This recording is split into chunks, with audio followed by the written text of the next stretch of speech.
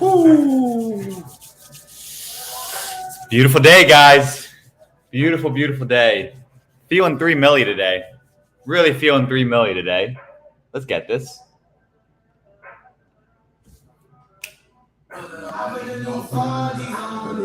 I drop into the bloody bottoms is underneath.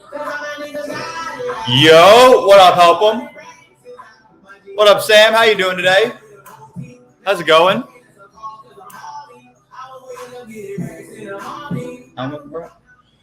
What up, Metropolis Nation?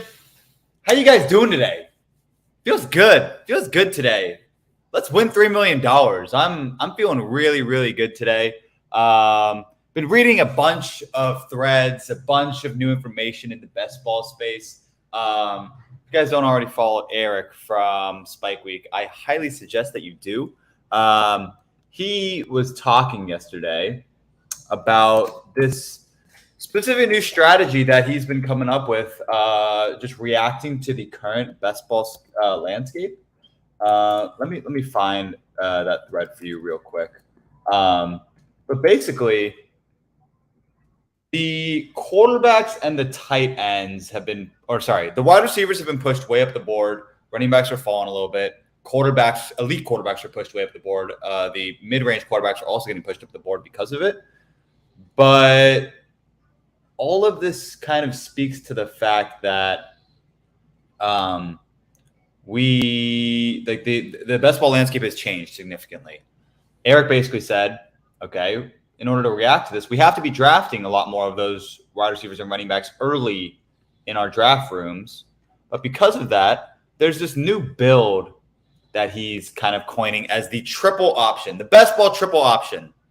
And what the best ball triple option is it's basically pushing all of the quarterback and tight ends to the very end of the draft because that's where all of the value is. All of the tight ends are pushed way, way down. There are guys in the 18th round that are going to be on the field 80% of snaps.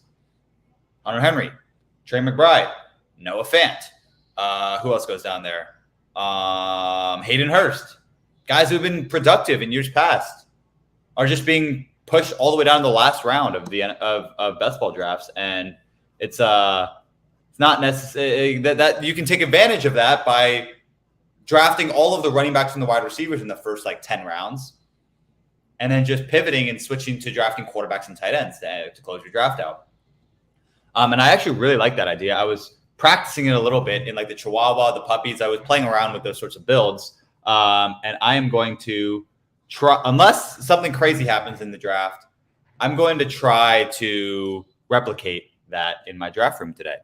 So let's go ahead without further ado.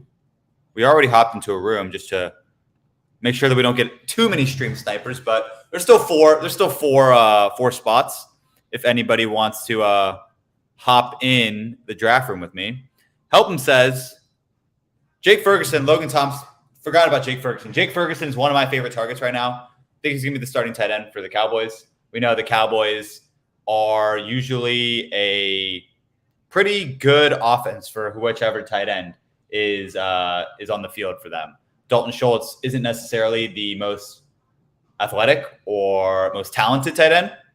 He found himself in a tight end 3 overall season 2 years ago and got pushed way up the draft last year because of it. So he's someone that we could definitely look to grab.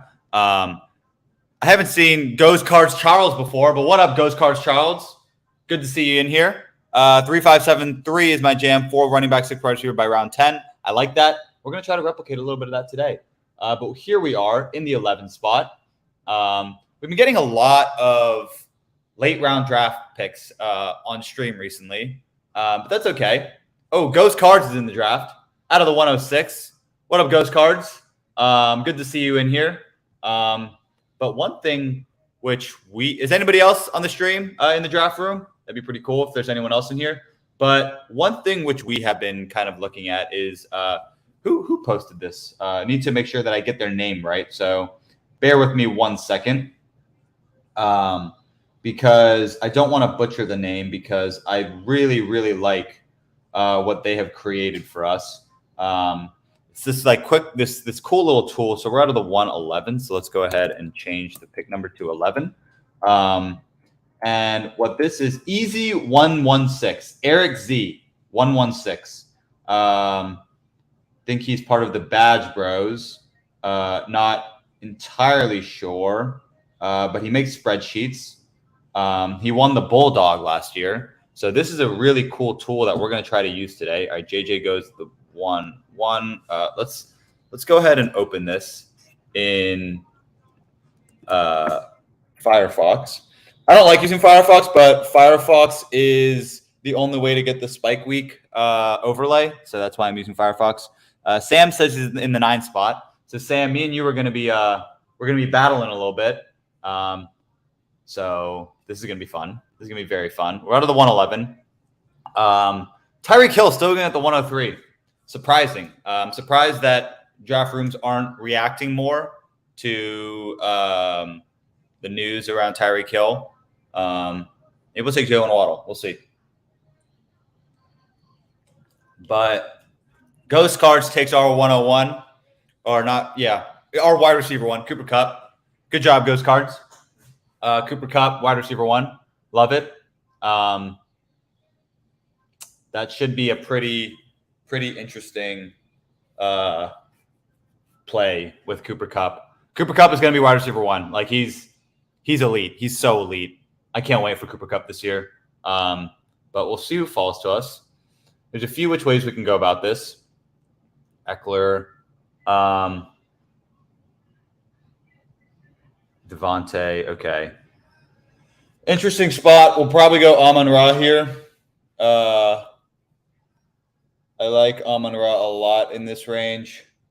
Let's just tab him real quick.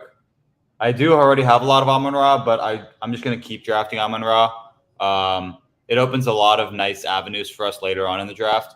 So we're going to go ahead and grab Amon-Ra here out of the 111. I'm just such a big believer in Amon-Ra this year.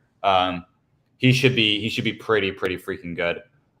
Looks like we're probably going to go 2 wide receivers since we're going to get one of these elite guys to come back to us. CD gives us a lot of correlation. We went Amon-Ra here. CD gives us a lot of correlation. So we'll probably look to go CD Lamb. Let's just tab him real quick just because it's probably the one that we're going to want to go with. Just for the week 17 correlation. We'll go CD Lamb here. I was also thinking about Jalen Waddle, but I like CD Lamb here in the 2nd round. We're going to bet that all of that Dallas offense is going to run through CD Lamb essentially. And he is one of our top players this season. So it feels pretty good getting CD Lamb here. There's going to be a lot of avenues to grab more value additionally as we continue to go down the draft. But feels good. Looks like this particular thing wants us to take Jahmyr Gibbs next. I do like Breece Hall a little bit more. And this thing likes Breece Hall a little bit more too. So we'll probably look to grab Breece Hall at our next pick if it comes back to us that way. But let's take a look at the board. Goes Cards is back on the clock. We'll see who Goes Cards goes. He could probably go Saquon. We'll see if he does. Saquon does give him that correlation that we're looking for, and that would be pretty nice. He goes Tony Pollard. So he's going the draft the good players, not the he's going the stacking doesn't matter route. I love it. Goes Cards. Patrick Mahomes. Yeah, that's just too early for Patrick Mahomes. I think going any quarterback in the 2nd round is just too early. I feel a lot more comfortable with it taking a quarterback in the 3rd, even for stacking purposes. Like this was the big motivation behind the title of the show. Stacking doesn't matter. Stacking obviously matters. If you're trying to win the $3 million, you have to stack. But the fact that some players are pushed so far up the board purely just to stack, it's not the right way to think about it. It's not how you should be doing it. It's not how you should be operating your draft rooms. It just feels so wrong. Even though like you're following ADP, It's like a bonus thing. Like Ghost Cards just said. It's a bonus. Like it's not something it shouldn't be a main priority for anybody. I don't know why people are doing it so heavily. But hey, we're gonna profit off of it because some elite players are gonna continue to get pushed down the board. But looks like us in DC Fantasy are the only people who have gone wide receiver. So we might even lean even heavier into it and just continue to draft wide receivers because we can get an extreme advantage over our draft room by hammering the wide receivers. So let's see what Ghost Cards does. Ghost Cards could. Ooh, this is the gross range. This is the gross range that I really don't like. Josh Jacobs, great pick. Probably the best player on the board. Josh Jacobs, as you all know, he's our RB1 this year. The disrespect has just gone way too far. So kudos to Ghost Cards for taking Mr. Josh Jacobs. But we could also we'll see who falls to us. Najee at the 3.7. Ooh, that is a little pricey for Najee. A little bit above where I like to take Najee Harris, but I guess it makes sense. All right, that's what you should be doing. DC Fantasy is doing it right. He's able to get the Josh Allen, Stephon Diggs stack with Josh Allen in the 3rd round. That's how you should be stacking your rosters, not by taking Josh Allen in the 2nd round. So that was a little bit crazy. But CJ Cat, what you gonna do? What you gonna do? CJ Cat, you probably need to go wide receiver. You should go Calvin Ridley or Deebo Samuel. Go Calvin Ridley or Deebo Samuel, CJ Cat. That or Lamar Jackson. Go Lamar Jackson. Woo-hoo-hoo! We got Breece Hall. Let's go. Gonna take Breece Hall here. Feels really good to get Breece Hall. Breece Hall was the recommendation from this thing. So let's go ahead and put him. This is my first time using this thing, by the way. This thing's pretty cool. But we're gonna get Breece Hall. 3 players with the 17 points per game base. That feels really, really good. And then there is one player that we're definitely going to want to take with our next pick. You guys probably know who it is, but hits like Elliott as long as you don't take him. Lamar Jackson. All right, that's fine.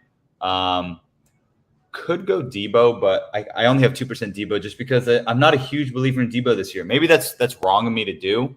But it's pricey for Deebo.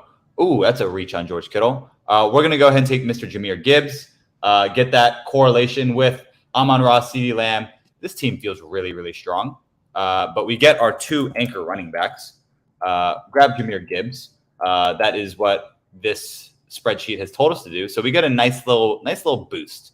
And we're already building out this Amon-Ra, CeeDee Lamb, Jahmyr Gibbs stack. That feels pretty good. And Jahmyr Gibbs is one of our top players. It's wild that Jahmyr Gibbs, a first-round NFL drafted running back, goes in the 4th round in his rookie season. Doesn't make a lot of sense. There's a ton of targets to go around in Detroit with J-Mo on suspension the first 6 weeks. Where are all those targets going to go? I don't believe it's going to go to Marvin Jones, Josh Reynolds, Khalif Raymond. It doesn't feel like it's going to go that way. It's probably going to go to the guy that they took 12th overall in the NFL draft, in Jahmyr Gibbs, who led Bama.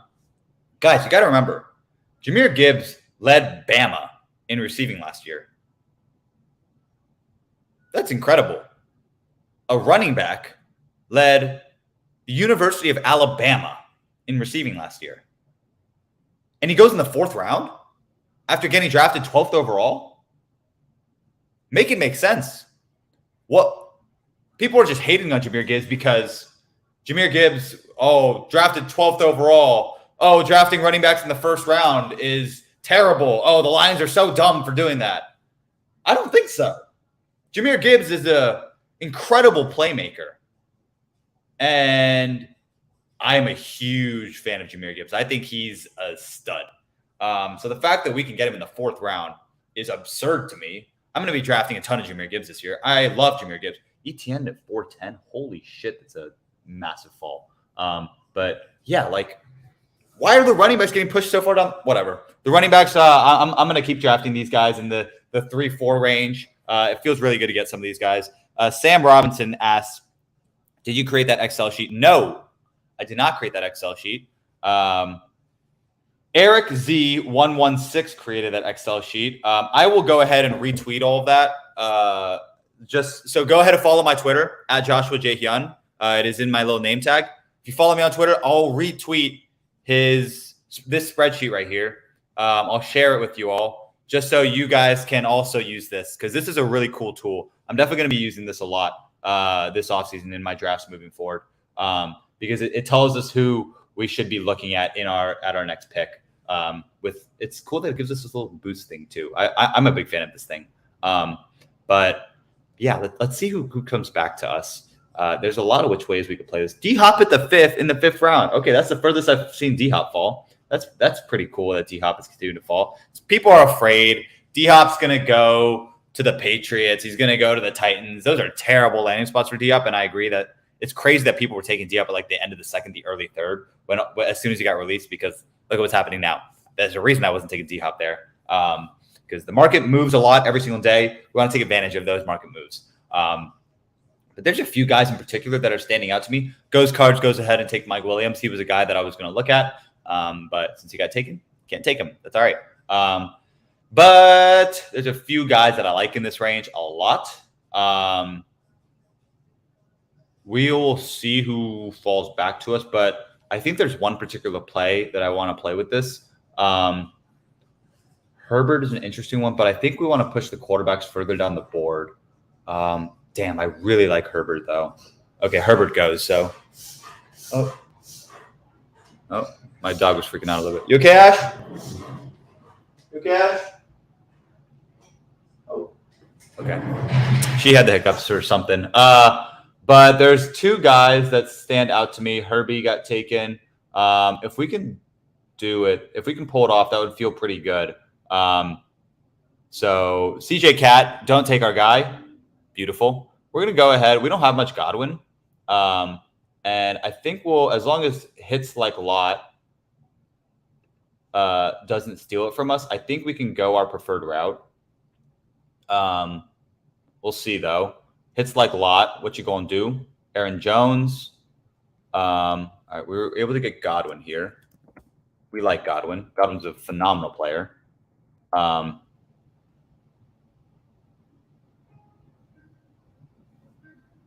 That's weird. Why does it push Mike Evans down?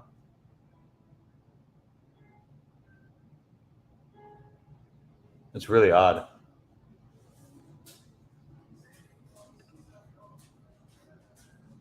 I already have a lot of Mike Evans. So we went Godwin on this team a little bit after ADP. Hollywood already got taken, right? Yeah, Hollywood got taken. Could go Mike Evans. This thing doesn't like Mike Evans, though.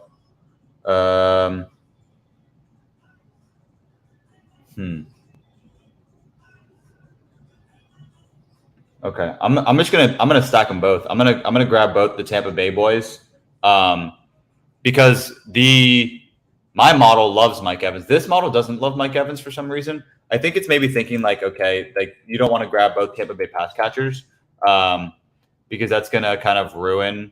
Yeah, I wonder why. I wonder what this model in particular is saying that why it says grabbing both of these guys isn't great. I'm a little bit confused by that. I'll have to learn more about exactly what the mechanics of this specific model is saying. It felt good grabbing both Godwin and Evans, because I feel like that entire Buccaneers offense is being a little bit underrated. But it's giving us a -7 boost on the Godwin Mike Evans play. I like this Tampa Bay team in the playoffs. Like they have really good matchups in Jacksonville and New Orleans, because all of these defenses feel pretty mid. Green Bay, it should be a pretty solid defense, though. But we'll figure out a way to fight that back. I'm curious why this particular model really doesn't like Godwin. I think Godwin and Evans are just massive values at their picks. So I like getting Godwin and Evans on the same team. Maybe Dameon Pierce could have been a play, but I already have my two anchor running backs. So I like grabbing Godwin Evans there. That they should be able to fill in our wide receiver 3 spot pretty nicely. So we'll see. Maybe I should have taken Traylon Burks because I need more Traylon Burks in my life. But that's okay. We grab another Mike Evans share. And then we can look to grab some of our guys later on that I know that I like. But I could have also taken Pickens or Deontay. It would have felt pretty good to get a Steeler guy in here. We'll see though. We'll see. There's a lot of ways we can play this now. A lot of different ways we can play this. Let's go ahead and pull something up.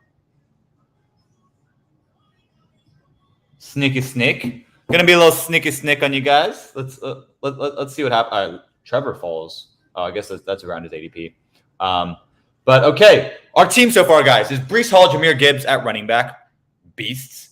Wide receiver, Amon-Ra, CeeDee Lamb, Chris Godwin, Mike Evans, beast again. That feels really good to get this sort of wide receiver room and running back room.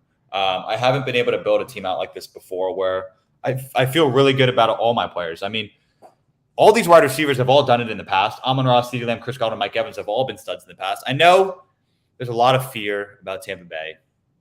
I'm a little bit fearful of Tampa Bay as well. But like a lot of people say, no risk it, no biscuit. I mean, we have to take these risks to win the $3 million. And Chris Godwin, Mike Evans are two studs at the wide receiver position. So it feels good to have them on our team. But we'll see. Chandler says, what's good? What's up, Chandler? How you doing today? Glad to have you here with us on this stream. But there are a few interesting players here in this next range. Very, very interesting players. I mean, if Mr. Akers falls all the way to us, I think we have to take him. That would be quite a plummet. And he doesn't even show up on this board because it never expects Mr. Akers to even fall to this range. So if we can get Mr. Akers, I will definitely be taking him. But if he does not fall to us,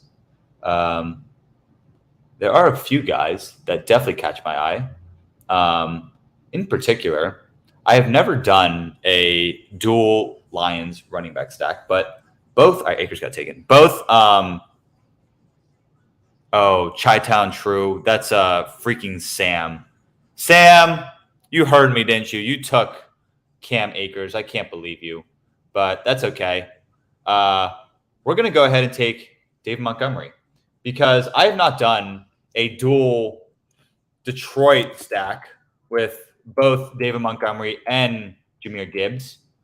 But it feels pretty good to get both of those guys. I don't know about you guys, but it feels really good to get both Jahmyr Gibbs and David Montgomery because look at DeAndre Swift and Jamal Williams last year. In week 17, they both went off. Like went off. They both went crazy. This model says take Dak. I don't want to take Dak here. We'll bank on Dak falling back to us. We're going to go ahead.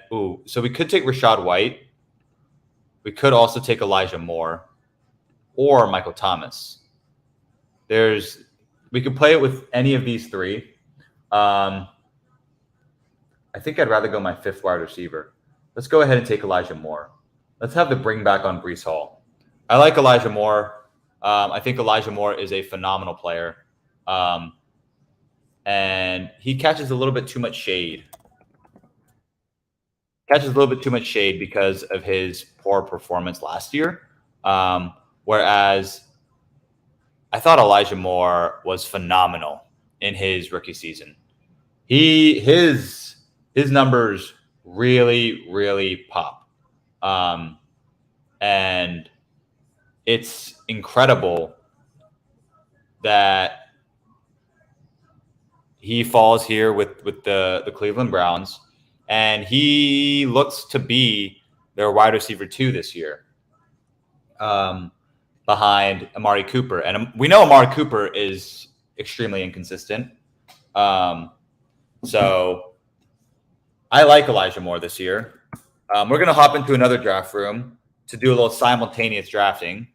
And looks like we were able to get here the 107.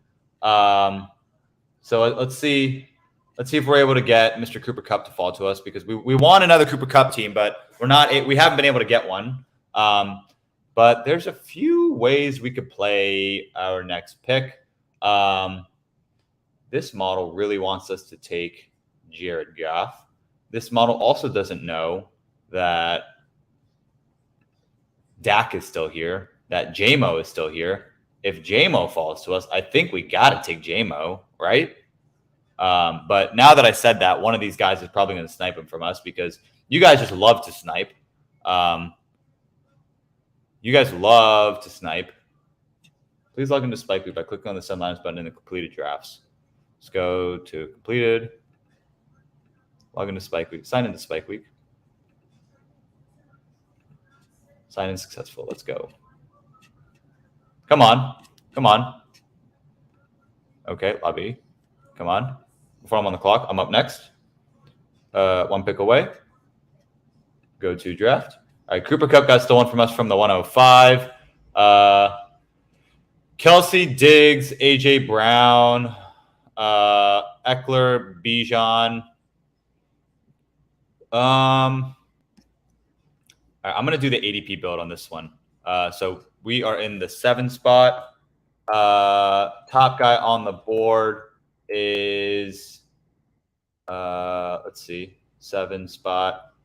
So we're still 3 away on here. And this one, we're on the clock.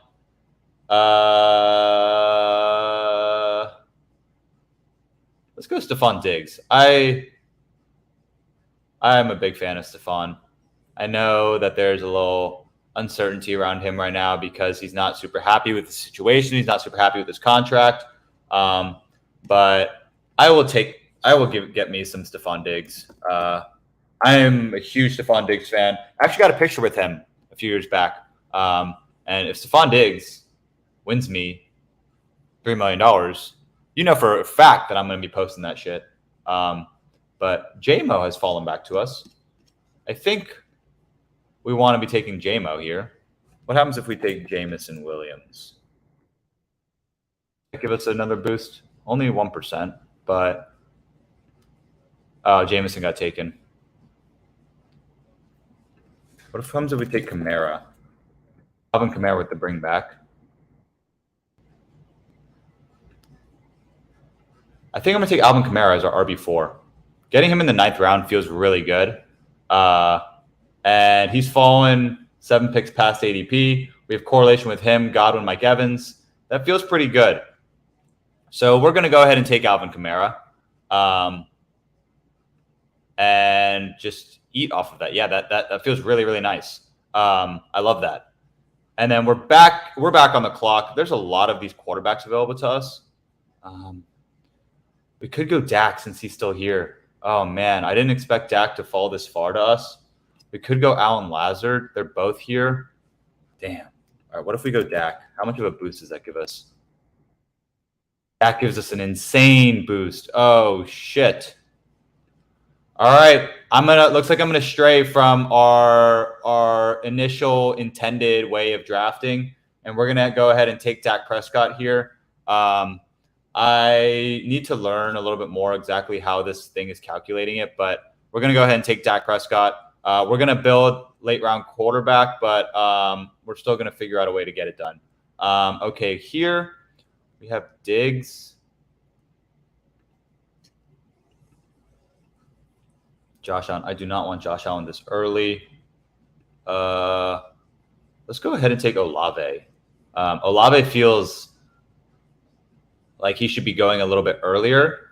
And we'll let the draft room decide who's going to fall to us at our next pick.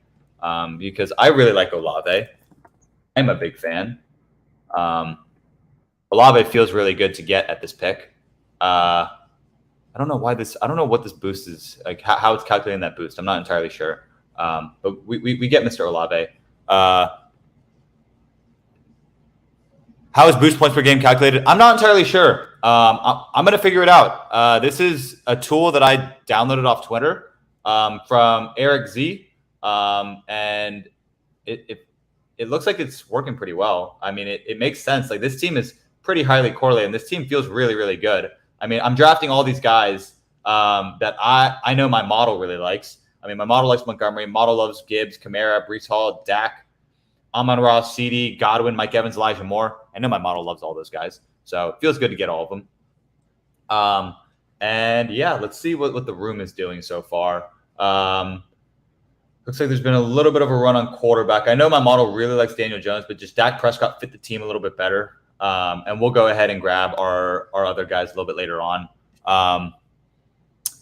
Help'em says, I thought you would have taken Antonio Gibson. Yeah, but look where Antonio Gibson went, 9-5. Remember when I told you guys to be drafting Antonio Gibson and I was getting him in like the 12th round or the 11th, 12th round? Those were crazy times. We have come a long way since then. And I might just sit on my Antonio Gibson exposure right now, just because my exposure has fallen from 44% to 38%. But it feels good to have all that Antonio Gibson already in my pocket at a much cheaper ADP than what he's currently going at. But looks like we're coming right on that range where we're about to be on the clock in both drafts. What does my easy build say that I should be taking? It says Goff, Gallup, likes both of those guys. Well, we're going to probably grab.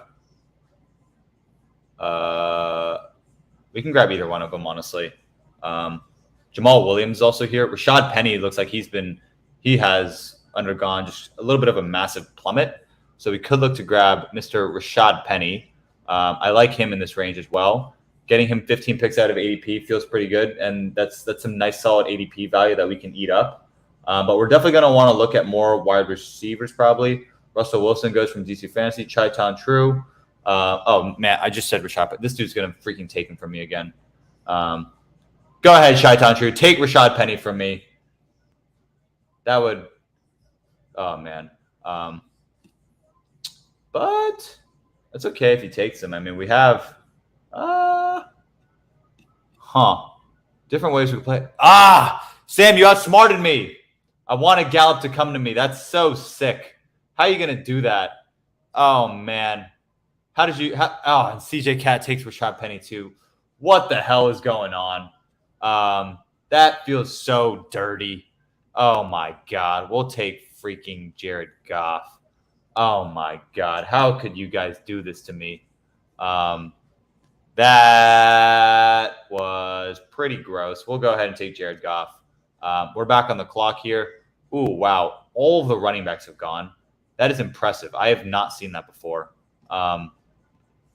In this build, with Diggs, Olave, Josh Allen, Ramondre, they're both gone. Wow, this is really gross. Really, really gross. Shoot, we're about at timeout. Damn it. Give me ETN. Actually, DK. All right, we went ahead and took DK Metcalf. I just don't have enough DK. Maybe I could have taken Debo, but I hate taking DK Metcalf there. It just feels wrong taking DK Metcalf in the third round. But I need to have a little bit more exposure to him. Feels good getting him as our third wide receiver. Whatever. This is a really weird spot. I don't really love any of the picks here. There's not a whole lot of correlation going on out here either. This is just a really, really weird / gross spot. I think we'll just go ahead and take Jamal Williams. I think that's probably the optimal way to play this. But we went ahead and took Jared Goff here and took Jamal Williams here just to further correlate. Yeah, Michael Gallup got stolen from us. But we went ahead and took our guys that we needed. And it feels pretty good to get the team that we're drafting out. But we go ahead and grab our fifth running back. We have 5 wide receivers, but we'll fill our wide receiver room a little bit later on. Feels good to get 5 before the 8th round or by round 8. So I like the team we're building out so far. So far, our quarterbacks are Dak Prescott, Jared Goff. Running backs, Breece Hall, Jahmyr Gibbs, David Montgomery, Alvin Kamara, Jamal Williams. Wide receiver, Amon-Ra St. Brown, CeeDee Lamb, Chris Godwin, Mike Evans, Elijah Moore. So I like our team. Our team feels pretty good. I let Rodgers pass. That's okay. I like the Detroit offense a lot more than the Jets offense this year. And I don't have any of the Jets pass catchers. So whereas I do have Amon-Ra St. Brown. So we paired our 2 top receivers with our 2 quarterbacks. Feels pretty good. And we like all of these players. We like Jared Goff. We like Dak Prescott. We're going to get our breakout quarterback later on in the draft. But this draft has gone a little haywire. I did not intend to get DK Metcalf, but that's just how it fell to us. And then here at 4-6, if ETN or Gibbs, I mean, we're going to get one of ETN or Gibbs, so we'll go ahead and take our anchor running back here at this round. Looks like ETN is here for us in the 4th round. We'll go ahead and take Mr. Travis Etienne as our RB1. Feels pretty good. I did not intend to take DK Metcalf here, but that's just how it felt to us. So we grab our 3rd wide receiver in DK Metcalf, and then we get our RB1 in Travis Etienne. So, yeah, we're building out a team here. I'm liking it. I'm liking it a lot, actually. But it looks like this wants us to take us some Tampa Bay. Kenneth Walker is the preferred pick in the 5th round. If Kenneth Walker falls to us in the 5th round, I will be more than happy to take Kenneth Walker. But we'll see. We'll see who comes to us. But ETN, love me some ETN. ETN, Stephon Diggs, Chris Olave, DK Metcalf. That feels pretty good. And in this room, we're going to want to go back to the wide receiver position. Really wants us to take Sam Laporta. This wants us to just go all in on the Detroit-Dallas game. And I have no problem doing that because I really like the Detroit-Dallas game this year. I think that game's going to be quite a high-scoring matchup. Wow, I didn't realize that. I have both Detroit running backs, both New Orleans running backs. I didn't even realize I was doing that, but here we are. Did Laporta get taken? Or Laporta's probably much later. Yeah, Laporta's here at 166. We could take him at 158. That wouldn't feel too bad, getting our tight end 1 there. What running backs is well, we want to take a wide receiver. This says DJ Chark is the top wide receiver on the board. Is DJ Chark there? DJ Chark is not there. This is getting into a pretty weird spot for us. Helpum says that listen to you draft this team on the road. Thanks for making my drive entertaining. Of course, Helpum. That's all I want to do. Create entertainment for you guys and try to win $3 million. Would be pretty cool if we won the $3 million. But looking at who's available here, I was going to probably take DPJ. I like Marvin Mims a lot, so I think we'll just reach a little bit and take Marvin Mims. I want as much Marvin Mims as possible. So getting him here as our wide receiver 6 feels pretty good. And I know I saw a little boost on Mr. Marvin Mims. So we went ahead and got Mr. Marvin Mims. And then we could probably look to take our first tight end. I know there's all of these guys, but maybe we'll just pass up on all of them and get who our model wants it, or who this model wants us to take. Because I really liked, I'm going to wait for hits. He's not going to take him. I really liked Sam Laporta coming out of college. And I thought he was a phenomenal tight end. Comes out of tight end U. Even though he might not see those spike weeks, all we need to see is Sam Laporta scoring 2 touchdowns against Dallas in week 17. That's all we need him for. We'll get the more consistent guys later on, but we'll go ahead and grab Sam Laporta here for all of that correlation, just to make sure we lock him up. And it looks like the tight ends are falling, so we'll get the tight end value back in the next few rounds. That boost of 23%, that's insane. But yeah, that's incredible. We're definitely going to go ahead and look for one more quarterback, 2 more tight ends, and 1 more wide receiver. That's how we'll build out the rest of this team. But it feels pretty good getting Laporta here. There was no tight ends taken in this round. We'll probably be able to get some tight end value. I bet you a lot of tight ends are going to go. But it looks like I'm on the clock here. Kenneth Walker did fall to us. So we're going to go ahead and take Kenneth Walker. Kenneth Walker in the 5th is just wild. Absolutely absurd that Kenneth Walker falls to the 5th round. And we do stack him up with Mr. DK Metcalf. So I'm actually really happy with the way that this team is building out, because I have not built a team this way. I have not gotten Kenneth Walker in the 5th round yet. And I'm able to get him here, and it stacks up well with DK Metcalf. And that opens up outs for the Pittsburgh game. So we could stack up the Pittsburgh-Seattle game, and that would feel really good as well. So this team feels like it's coming along very nicely, especially because I am really big on the Seahawks this year. I don't know if you guys listen to my podcast, but I also talk a lot of Dynasty Fantasy Football at the Unending Rebuild. We release episodes every Thursday, record once a week. It's really cool, the stuff that we talk about. And we just talked about the NFC West. And Perlman and I both agreed that the Seahawks are a team to watch out for this year. I think that they have a real good shot to win the NFC West.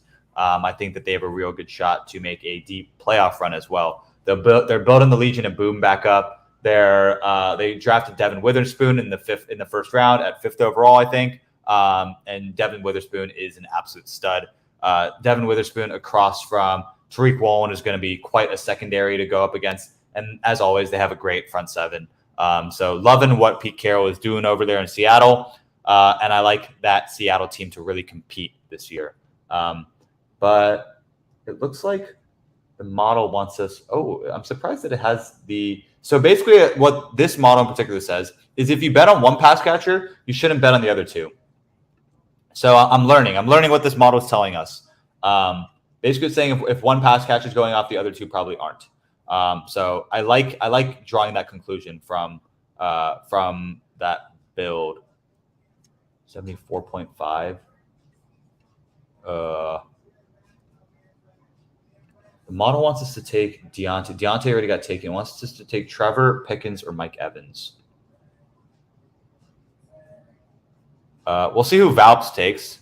How far are we from this board? We're going to want to go receiver or tight end. Mike Evans got sniped. So it probably means Pickens is the pick. Because I'm going to push quarterback further down the draft board. Pickens, it wants me to take Trevor, Mike Evans, one of these guys, or Pickens. I guess it also likes Treylon Burks. Maybe we go Treylon Burks on this team. And then we'll look to grab Pickens later on because I need more.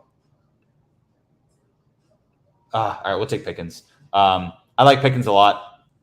I know that there was a chance that Pickens might have been able to fall to us at this pick. But since I'm building out this Pittsburgh-Seattle stack and we're focusing on Week 17, I went ahead and took George Pickens. So went against the grain a little bit. But I know my other model really, really likes George Pickens. So I'm going to go ahead and grab him there. Feels nice. Feels nice to get George Pickens. Even though there doesn't seem to be any boost there. Whatever. Back to this draft room. Looks like Taysom Hill is falling. I don't know if I want Taysom Hill because that's super spiky. And Sam Laporta is probably going to be a pretty spiky player as well.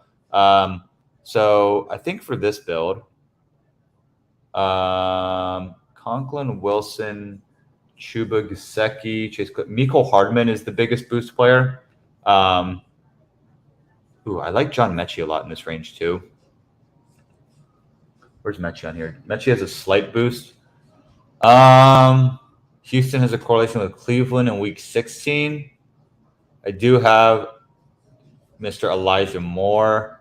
We could go Mechie as our 7th wide receiver. I really like John Mechie. I think John Mechie is a phenomenal player. And I don't have enough of him. So Mechie's a little bit further down the board. Mecole is pretty far down the board as well. Oh man, this is a pretty gross spot. All right, let's go ahead and take John Mechie. If this ends up being 8 wide receivers, it ends up being 8 wide receivers, and we'll just punt the tight end position a little bit. But we're going to go ahead and take John Mechie here. There's not a whole lot of correlation, but I think that's all right. 1% boost, like it's fine. It's fine. Opens us up to CJ Stroud later on, actually. So we could look. Actually, you know what? Let's just do that right now. I don't have enough CJ Stroud, and I want more of him. So let's go CJ Stroud as our 3rd quarterback. I think CJ Stroud is going to be really, really good this year. And we'll go ahead and grab our 3rd quarterback here and then close out our room with two tight ends. Feels good getting CJ Stroud. I'm a big fan of CJ Stroud. I thought he was such a great quarterback in college. So CJ Stroud feels really good here.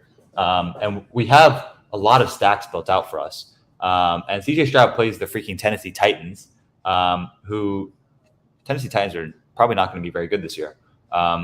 So especially their defense. Their defense is not going to be good either. So I like it. So this team, we've got Pickens, Stephon Diggs, Chris Olave, DK Metcalf, George Pickens, ETN, and Kenneth Walker as our running backs. Looks like it's about to come back to us. This thing probably definitely still says we were able to take Pickens. Pickens stack with Pickens. I don't think we want to stack Pickens with Pickens. I don't think that's even possible. But it looks like Trevor's coming back to us. Do we want to take Trevor here at pick 79? You know what? If Trevor's going to come back to us this far down the board, I think, you know what? Let's just, like, this is one of the things. You have to just read and react to your draft rooms. Like, if Trevor's going to come back to us here in the 7th round, if he just wants to fall into our lap, by all means, I will take Trevor Lawrence here in the 7th round. It would be wrong to pass on Trevor Lawrence in the 7th round. So I'm going to go ahead and just take him because I really like the Jaguars this year. I think the Jaguars are going to be a phenomenal team. But I do need to add some Jaguars pass catchers. But I like getting Trevor Lawrence here in the 7th round at pick 79. Trevor Lawrence is one of those guys that I think is going to be able to take the step this year. And to get him in the 7th, pretty nice. Pretty nice. I like the value a lot. But let's see. This team is beautiful. This team is Dak Prescott, Jared Goff, CJ Stroud. Running backs, Breece Hall, Jahmyr Gibbs, David Montgomery, Alvin Kamara, Jamal Williams. Wide receivers, Amon-Ra, CeeDee Lamb, Chris Godwin, Mike Evans, Elijah Moore, Marvin Mims, John Mechie, tight end Sam Laporta. So we definitely need to close this room out with 2 tight ends. But there are definitely a few guys that we could look at. Let's see. What does this tell us to do? This wants us to take Marvin Jones. I don't think I'll be taking Marvin Jones. I think we're going to want to look at the tight end position instead. Yeah, there's a few guys which I definitely want to look at. I think I know exactly who I want to take, as long as he doesn't get sniped. Yeah, I know exactly who I want to take. And we'll see who falls to us here. We're up in 3 picks. If Rachaad White comes back to us, we might have to take Rachaad White in this draft room. Evan Engram or Rachaad White. Rachaad White does get sniped. Evan Engram is there on the board. Do we take Evan Engram here for the correlation? You know what? For this specific team, I think Evan Engram makes a lot of sense. And we're going to go ahead and grab another Jacksonville pass catcher a little bit later on because Evan Engram is one of the only tight ends in this particular range.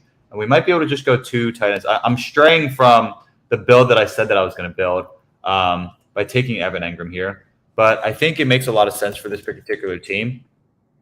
And since I drafted Trevor, I want to get one of those elite pass catchers, and Evan Engram provides that perfect opportunity for us. Even though, like I said, stacking doesn't matter. But when the model likes Evan Engram, I like Evan Engram, and it works for our team, I think it makes a lot of sense.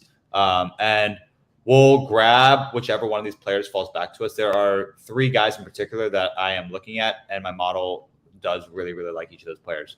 So hopefully our guys don't get sniped in this draft room because there's definitely one guy that I definitely want. You guys probably all know who it is. But maybe this was a mistake. Maybe I should have taken wide receiver and then hope that Evan Engram fell back to the next pick. But it does look like this room is drafting tight ends. Oh, this guy went bully tight end.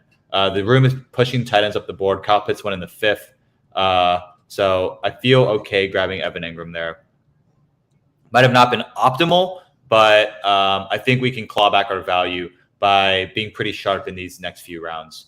But we built out the 7th, 8th turn just by grabbing 2 elite guys. Evan Engram's a guy that can score a lot of points in any given week. So all we need is week 17, Evan Engram to go off against the Carolina Panthers, which I am confident that he can do. So we're drafting 2 WrestleMania teams simultaneously, and I feel like we're building out some pretty solid rosters. But going to close out this draft room with 2 tight ends for a nice little 3-5-7-3 build. We're going to grab Jake Ferguson on the front end. Feels pretty good to grab Jake Ferguson in that room. We're going to grab Ferguson. Jake Ferguson feels really good. I'm a big fan of Jake Ferguson. I think he's going to be a phenomenal player this year. And then our last pick is probably going to be did Kamara fall? Kamara did fall. We're going to go ahead and take Kamara in this room. Would feel pretty good to get Kamara. Schoonmaker goes right after Ferguson. So he probably wanted to take Ferguson, but he's going to take the other side of the bet. But this is a Ferguson Laporta team. And this is either going to be a Mecole pick or there's not a whole lot of correlation, right? We have the Detroit Dallas. Houston. Oh, it's Dalton Schultz. Could go Hunter Henry. Is there any correlation there? Could go Logan Thomas. Is there any correlation there? Cade Otton's another one. Actually, you know what? Let's go Cade Otton with this pick. I'm a big fan of Cade Otton, and I think our wide receiver room is already pretty solid. It's our tight end room that needed a little bit of help. So we're going to go ahead and take Cade Otton with our last pick, pair him up with Godwin and Mike Evans. Maybe I could have gone the other way and taken the New Orleans boy in Foster Moreau, but that's okay. We're going to go ahead and take Cade Otton, get a little bit more correlation there. Maybe that's a negative correlation. We'll see. Oh, it's a 5% boost. So that feels pretty good. That team is done though, guys. We went with a 3-5-7-3 build of Dak Prescott, Jared Goff, CJ Stroud at quarterback. Our running backs are Breece Hall, Jahmyr Gibbs, David Montgomery, Alvin Kamara, Jamal Williams. Our wide receivers are Amon-Ra St. Brown, CeeDee Lamb, Chris Godwin, Mike Evans, Elijah Moore, Marvin Mims, John Mechie. And our tight ends are Laporta, Jake Ferguson, and Cade Otton. Who's the tight end for Denver? Oh, yeah, Dulcich. Maybe I took a little bit of Dulcich. Maybe I should have taken Dulcich there, or maybe like a Josh Palmer for that correlation there. But look at this giant Detroit-Dallas game that we have stacked out, and this pretty decent New Orleans-Tampa Bay, and a little New York Jets-Cleveland skinny stack that we have going there. But for the ADP build, we went ahead and took Kamara here. But we could. Who else is falling? Ooh, A. Rich is falling precipitously in this draft room. But I think because we did take an early tight end, we could just go 2 tight ends in this draft and just call it a day. We could also take Damian Harris. Ooh, and Zay. Ooh, I think I'd rather have my elite wide receiver boy over anything else. And he's, in my opinion, the biggest value in this draft. How far did Gino got taken? Gino got taken. So we're going to go ahead and take Zay Jones. Zay Jones is just such a massive value at ADP. Getting him as our wide receiver 5 almost every single time because Zay Jones is a beast. It's incredible that Zay Jones falls this far in the draft. So I love being able to grab him here. So Zay Jones, it is at our pick at 114. We have this pretty big Jacksonville stack building out for us. I'm a big fan of Jacksonville this year. Like I said, Jacksonville is a team that I really, really like to make a pretty big step this year. This Chupa guy is building out a roster. Cooper Kupp, Saquon, Ramondre, DJ Moore, Terry, Jahan Dotson, Cam Akers, Cortland Sutton, Daniel Jones, Jalen Warren. All right, Chupa's the guy that I'm going to have to really compete against. My wide receiver room has a little bit of an edge on his, in my opinion. I have Stephon Diggs, Chris Olave, and DK Metcalf. I really need Chris Olave and DK to perform up to par this year. Then we also have Pickens, Trevor Lawrence, Evan Engram, Alvin Kamara, Zay Jones. I think our quarterbacks are pretty on par just because I'm a really big fan of Daniel Jones at his current price. Daniel Jones goes way too late. My model loves Daniel Jones, and I think Daniel Jones is going to be a great player this year. But coming back to our specific build, let's go ahead and let's copy all of this into the easy build and see what it looks like. Let's just delete all of these players just because this 157 projected. That's pretty high. Let's see what it says about this right here. It loves the Lawrence, Evan Engram, Zay Jones sort of stacks. Does not like the DK Metcalf pick. That's completely all right. I didn't like the DK Metcalf pick either. So we do have Seattle built out. We do have a skinny stack, and we're going to go ahead and grab our second quarterback later on because we have a favorite of ours who we like to break out this year. The running backs are falling into this range, so we can probably look to grab a running back here. Which running back does – okay, Jalen Warren already got taken. So the model likes Jalen Warren a lot. But who has been taken? So it looks like the running backs are falling. Gibby already went. Damian Harris already went. Those are 2 massive values in my opinion. I've been trying to grab a lot of both of those guys. We'll see who comes back to us. Jacoby. I wanted Jacoby. So this guy went a robust running back with CMC, Tony Pollard, Breece Hall, Jahmyr Gibbs. Jahmyr Gibbs 410. That's such a steal. Then he went Joe Burrow, Jordan Addison, Kadarius Toney, Jameson Williams, Tyler Boyd, Allen Lazard, Jacoby. All right, his wide receiver room is absolute garbage. So he's just completely banking on his running backs to carry him through. I'm hoping my running backs and wide receivers are good enough to get me past that team in particular. Looks like we're back on the board. All these running backs are falling, and I think we just got to take one of them because they are all just falling so far. If Samaji wants to come to us 20 picks after ADP, I think we just go ahead and take Samaji Perine. I like Rashad Penny as well. But I think since Samaji has fallen so far, we're going to go ahead and take Samaji Perine. Maybe he doesn't fit the build in particular, but he's fallen 20 picks past ADP, and that gives us some nice areas where we can differentiate into that Denver LA Chargers Week 17 game. But we went ahead and took Samaje Perine. That opens us up to the Denver LAC sort of builds. So we'll look to whoever falls back to us. But I felt the need to take Samaje Perine 20 picks after ADP. And that gives us leverage to build in some of the Denver players. It gives us leverage to reach on some of the other positions. Because we could go with I have a plan. I think we're going to build in the correlation with this next pick. And then we're going to build in Russell Wilson. This model really wants us to take Derek Carr. Where's Derek Carr? Derek Carr's probably a little bit later. Derek Carr is later on. Kincaid is also falling 12 picks past ADP. We do have Evan Engram. Do we just go Evan Engram, Kincaid, and just try to swing for the fences with this Kincaid pick, 12 picks after ADP? Stack him up with Mr. Stephon Diggs. Dalton Schultz gets taken. Ooh, and yeah, I was going to think about taking Dulcich, but Dulcich has the same bye week. Maybe we just take Dalton Kincaid here. I'm such a big fan of Dalton Kincaid. I think Dalton Kincaid is a phenomenal player. So you know what? Screw it. We're going to take Dalton Kincaid and build in some of the correlation with the Buffalo, with Stephon Diggs. And it feels pretty good because I think Dalton Kincaid is extremely underrated. People are looking at the aggregate and saying, okay, Dalton Kincaid is a rookie tight end.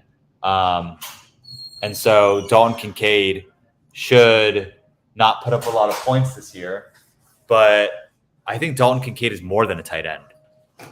Dalton Kincaid is a wide receiver with the tight end designation. And he feels like he has asymmetric upside where we're taking him in the 12th round. And he could have just some massive, massive spike weeks. That gives us, like I said, asymmetric upside. And like what a lot of people are saying is Dalton Kincaid is a tight end, first round tight end. He can't break out. He's not going to be an elite tight end. I don't know. That gives me a lot of hesitation because Dalton Kincaid he's such a beast, guys. If you guys haven't watched any Dalton Kincaid film, I'd go back and watch it because he is such a beast. He's just learning how to play the game of football. He didn't start playing football until his senior year of high school. He was on the track to go play basketball in college, and his friends were like, "You're a big dude. You should go and try football." He goes and plays football for one season, and in that one season, he was an All-American. That's incredible. Just a player that can go out there. He's just an athlete. He goes out there, never playing football in his life, and he becomes an All-American. He doesn't get any recruits because he only played that one season. He doesn't get recruited to play D1. So I think he went to a JUCO or a smaller school he walked on, ends up transferring to Utah. And Utah was this FBS top 10 team in the country, and he was their number one receiver. He was their number one receiver as a tight end at a top 10 school in the country. That's incredible. And the fact that we can get him, he was to Buffalo. Buffalo's been looking for their Travis Kelce counterpart. And we can draft him in the 12th round, pick 138. And Stephon Diggs is angry because he doesn't have enough input in the offense. And we can get him here this late? What? Give me all of Dalton Kincaid. That's beautiful. I'm a big fan of Dalton Kincaid. I think that's great that we can get him. All right, Russell Wilson has fallen this far past ADP. I mean, like the model says Kenny Pickett. I really like Kenny Pickett, but Russell Wilson has fallen precipitously past ADP. You know what? I had my plan, so I'm going to stick to my plan. We're going to go DJ Chark here. DJ Chark was my plan from the beginning, and the fact that he was there, I know we just took 2 fallers in Samaje Perine and Dalton Kincaid, so we're going to stick to the DJ Chark play, pass on the Russell Wilson play. We'll let someone else take Russell Wilson because we have another out. So I like it. Goes Card says he's exactly on Kincaid wide receiver labeled as tight end. Pitcher OJ Howard 2.0. I mean, there's asymmetric upside. The Bills didn't take him round 1 for no reason. They'll definitely use him a lot. Exactly. Help him. Exactly. Dygox? Is that how you pronounce that? Dygox? Not a believer in Gabe Davis, so Kincaid feels really good. I love Kincaid. I drafted him a bunch in Dynasty just because I'm such a big believer in Dalton Kincaid this year. So I will continue to draft Dalton Kincaid. And the fact that he's continuously fallen, I can keep picking him up, feels really good. And so I've strayed away from the 3 late tight end, 3 late quarterback. So I'm straying away from the what is it? The triple option with these 2 builds because the room just falls to us sometimes where we just have to take the value that falls. Trevor Lawrence around after ADP in the 7th round. Give me that every time. And because Trevor Lawrence fell, we had to take Evan Engram to build out the elite pass catcher route for the Jacksonville Jaguars in that Week 17 matchup against Carolina. So, oh my God, if Russell Wilson falls back to 162, like I think I would have to. Dygox ever asked, do you ever fear yourself going for the elite quarterbacks? Dygox, if you haven't been following along, all of my builds are elite quarterback. I have like 24% Josh Allen, and all of that is 3rd round Josh Allen. But I'll go ahead and show you guys just to we'll check the exposures for our builds. Yeah, we're 69% of our teams are elite quarterback. So yes, Dygox. Yes, I am drafting elite quarterback almost every single time. Damn, Russell Wilson. That's okay. That's okay, Dygox. Welcome to the stream. Glad to have you on. I'm loving it. If all of you guys aren't subscribed to the Undroppables already, go ahead and hit that subscribe button. I'm going to be doing this all offseason long. Russell Wilson goes. That's okay. Didn't necessarily want Russell Wilson. We wanted our boy, Kenny Pickett.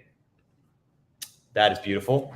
I love Kenny Pickett this year. Kenny Pickett is my quarterback breakout this year. And we'll stack him up with Mr. George Pickens. That feels really, really good. We have this Pittsburgh-Seattle game built out pretty well for us too. So this feels really, really good. But our model likes DJ Chark. Model loves Kenny Pickett. Talk about my model, not Easy's model. But we're good at tight end. We're good at quarterback. Probably don't need another one. But we're going to look to stack on a bunch more running backs and wide receivers since we did not take any elite guys. This feels like a 2-6-8-2 build.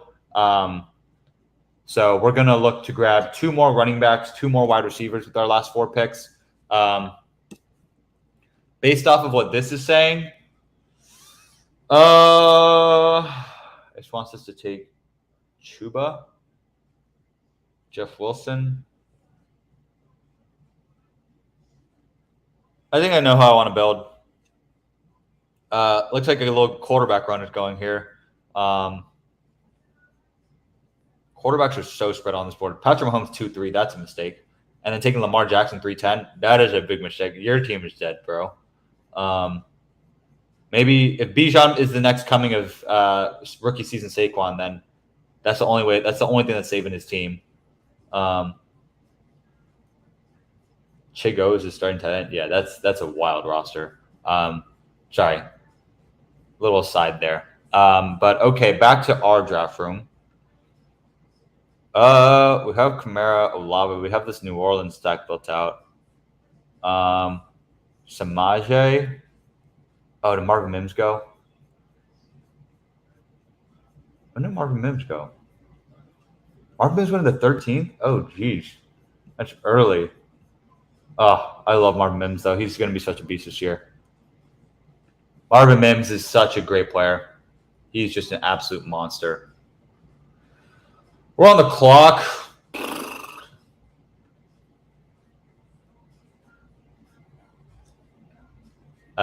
Raheem Mostert is falling to us. I don't really want Raheem Mostert. Tyjae Spears. I need more Tyjae Spears in my life. Let's go ahead and take Tyjae. Tyjae, we like Chuba as well. We're going to go ahead and take Chuba. Chuba as our running back 5 feels pretty good. I expect that that Carolina team to use both Chuba and Miles Sanders pretty heavily. So I like getting Chuba Hubbard here in the 15th round. He feels like a pretty solid RB2 in Carolina, and Carolina loves to run the ball. That Carolina offensive line is so solid. It is so freaking solid. I was thinking about taking Tyjae Spears because I need more Tyjae Spears, but I think for this particular build, the Carolina guys feel pretty solid. And I'm going after that Carolina-Jacksonville Week 17 game. So that's a pretty big stack that's building out there. We have this Pittsburgh-Seattle game that's building out for us too. And I actually don't have this combination of Pittsburgh-Seattle yet. Kenny Pickett, Kenneth Walker, DK Metcalf, George Pickens. The last sort of build we can go for is the New Orleans-Tampa Bay. So maybe this is a Russell Gage team. We'll see who falls. Actually, if Kyler Murray falls for next pick, I think we would just have to take Kyler Murray. This might just be a 3-5-8-2 probably. Well, we started with 3 receivers. We'll see. Dygog says, talking about the Carolina O-line, any thoughts on Miles Sanders? I think Miles Sanders is good. I think Miles Sanders will be a fine player this year. I don't like his ADP. I think he's going a little bit too early because the range that he goes in, Miles Sanders goes in this 6-7 range. The wide receivers in this range are just all studs. I'd rather have DeAndre Swift than Miles Sanders. I'd rather have Dameon Pierce than Miles Sanders. I'd rather have Addison than Miles Sanders. Quentin Johnston than Miles Sanders. Cam Akers than Miles Sanders. I guess it feels like he's pretty appropriately priced now that I think about it. But like he's a tough guy to bet on because I don't know why, honestly. Damn, I wanted Paris Campbell. Paris Campbell does not make it back to us. Damn, Kyler has just fallen so hard.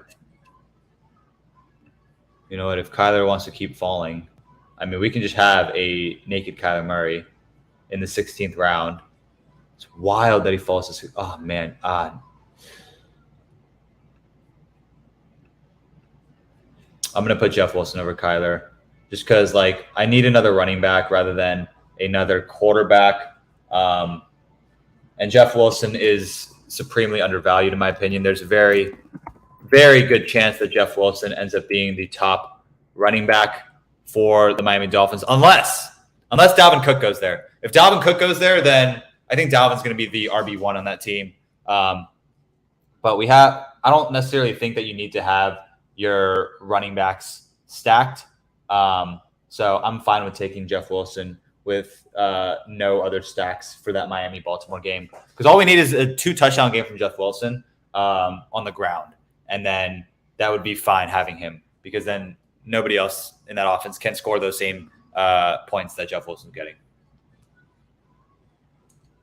Whereas if you're taking pass catchers, the more and more I think about it, you need to have the quarterbacks as well. Because if you have like a Jamar Chase, then you're going to need to have a Joe Burrow unless you have the quarterback one. Like you have to build the nuts essentially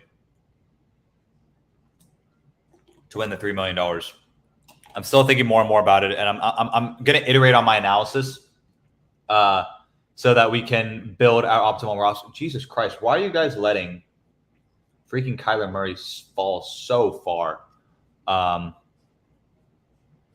I do I have to pass on Kyler Murray again? Jesus. I have a ton of draft capital built into my receivers. So I guess these are the buckets. But draft capital targets. So looks like we need more draft capital at the quarterback and the tight end position. Maybe because of that, we can go ahead and take Kyler or Bryce. Bryce fits the team a little bit more. Bryce is 101.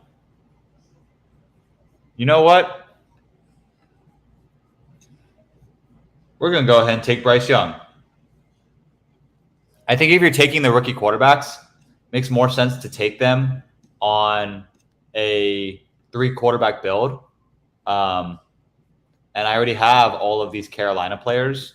So screw it. We're going to take Bryce Young. It's a lot of correlation. And maybe that Carolina-Jacksonville game is high scoring. And 17th round pick. This one's out of the 7.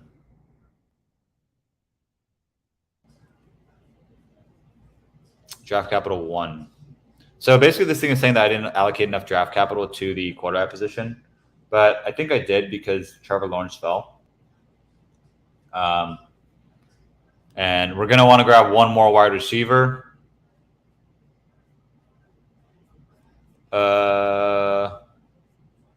And hopefully our wide receiver boy falls to us. Oh, did he already get taken?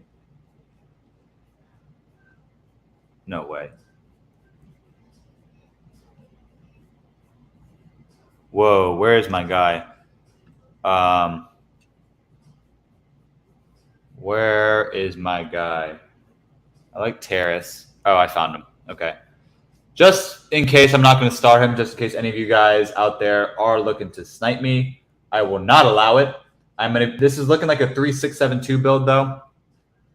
That was the winning build last year. So it feels good to get that. Hopefully nobody in this draft room drafts Kyler Murray. Hopefully he just completely falls out of the draft because I could end up regretting passing on Kyler Murray. But I'm going to have a decent amount of Kyler Murray this year. So he's resumed working out.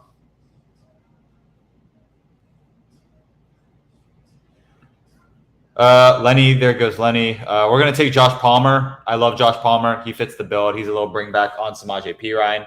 So 18th round Josh Palmer feels really, really good.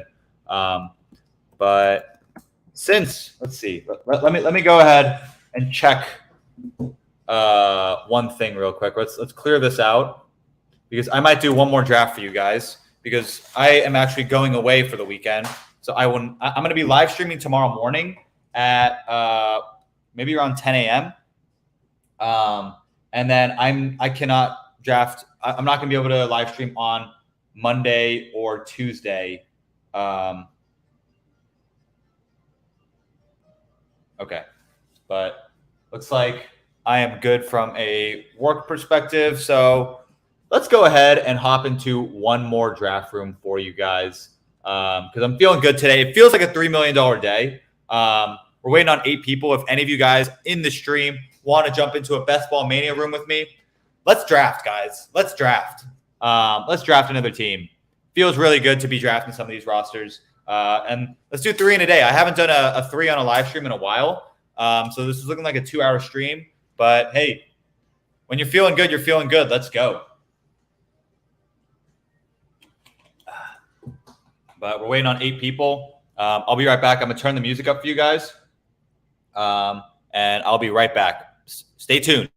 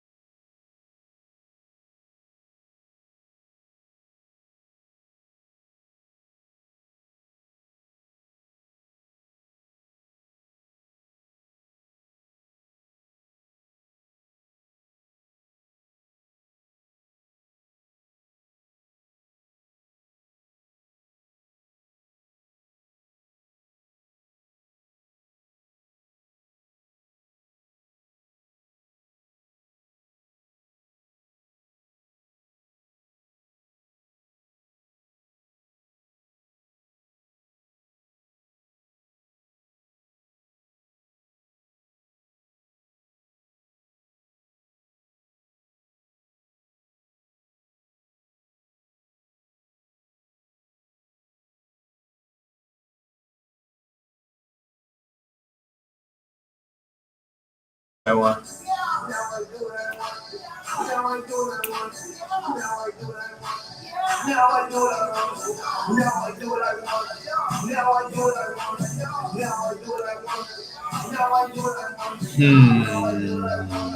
All right, we're diving into some of our model.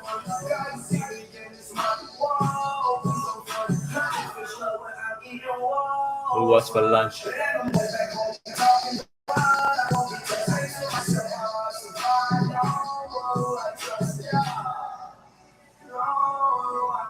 One thing I was looking at the other day was where's the most leverage in our draft rooms. QB and running backs are the most mispriced.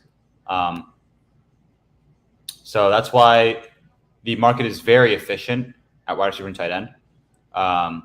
So we don't really want to be, basically the way that this J-val is calculated is I took my projections. So these are my projections. This 0 column is the points per game that I have projected for a player. And then I divided it by their risk val. And the way that I calculated the risk val was using this negative exponential function. If you guys are not familiar, there's this, the Best Ball Manifesto.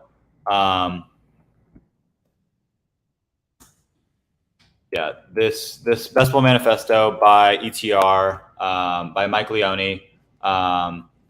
He put together this great article on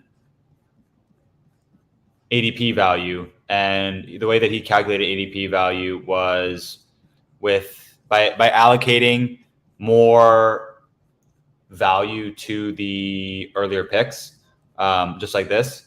So pick 1 had a value of 133, whereas pick 63 has a value of 66. So it doesn't slope exactly linearly. It's more of a exponential chart. And if you guys don't follow the Best Ball Dateable, the Best Ball Dateable is live. The GitHub is live. Philippe Toussaint already submitted his build or his analysis, and no, this is the wrong one. His analysis basically showed the best ball value curve, and that's exactly what it was, a negative exponential value curve.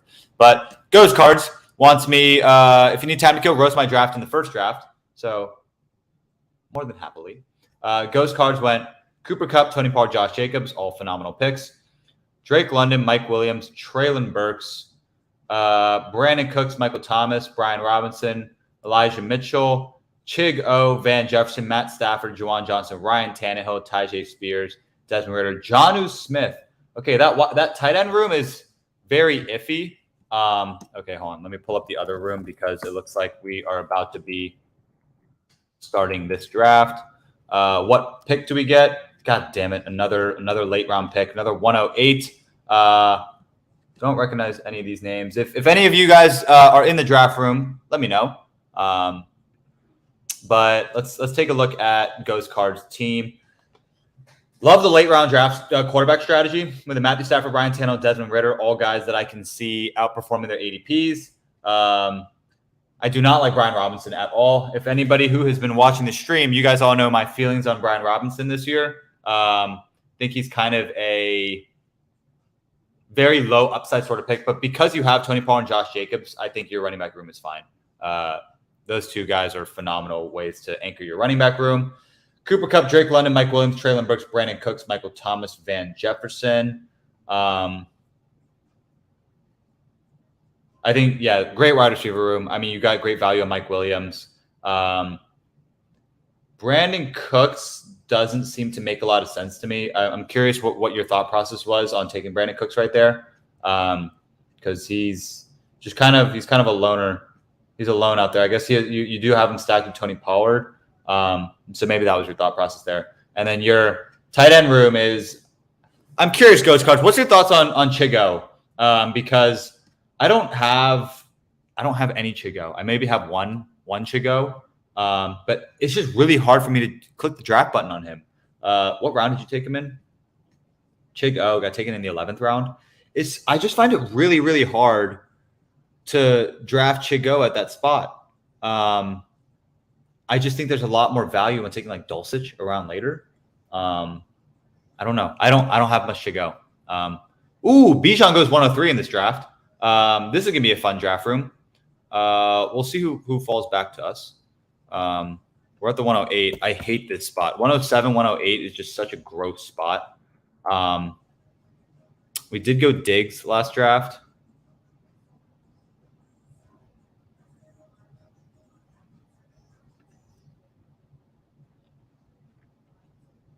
You know what?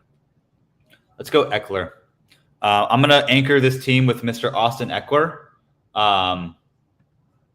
because I want to build out some of that Chargers team.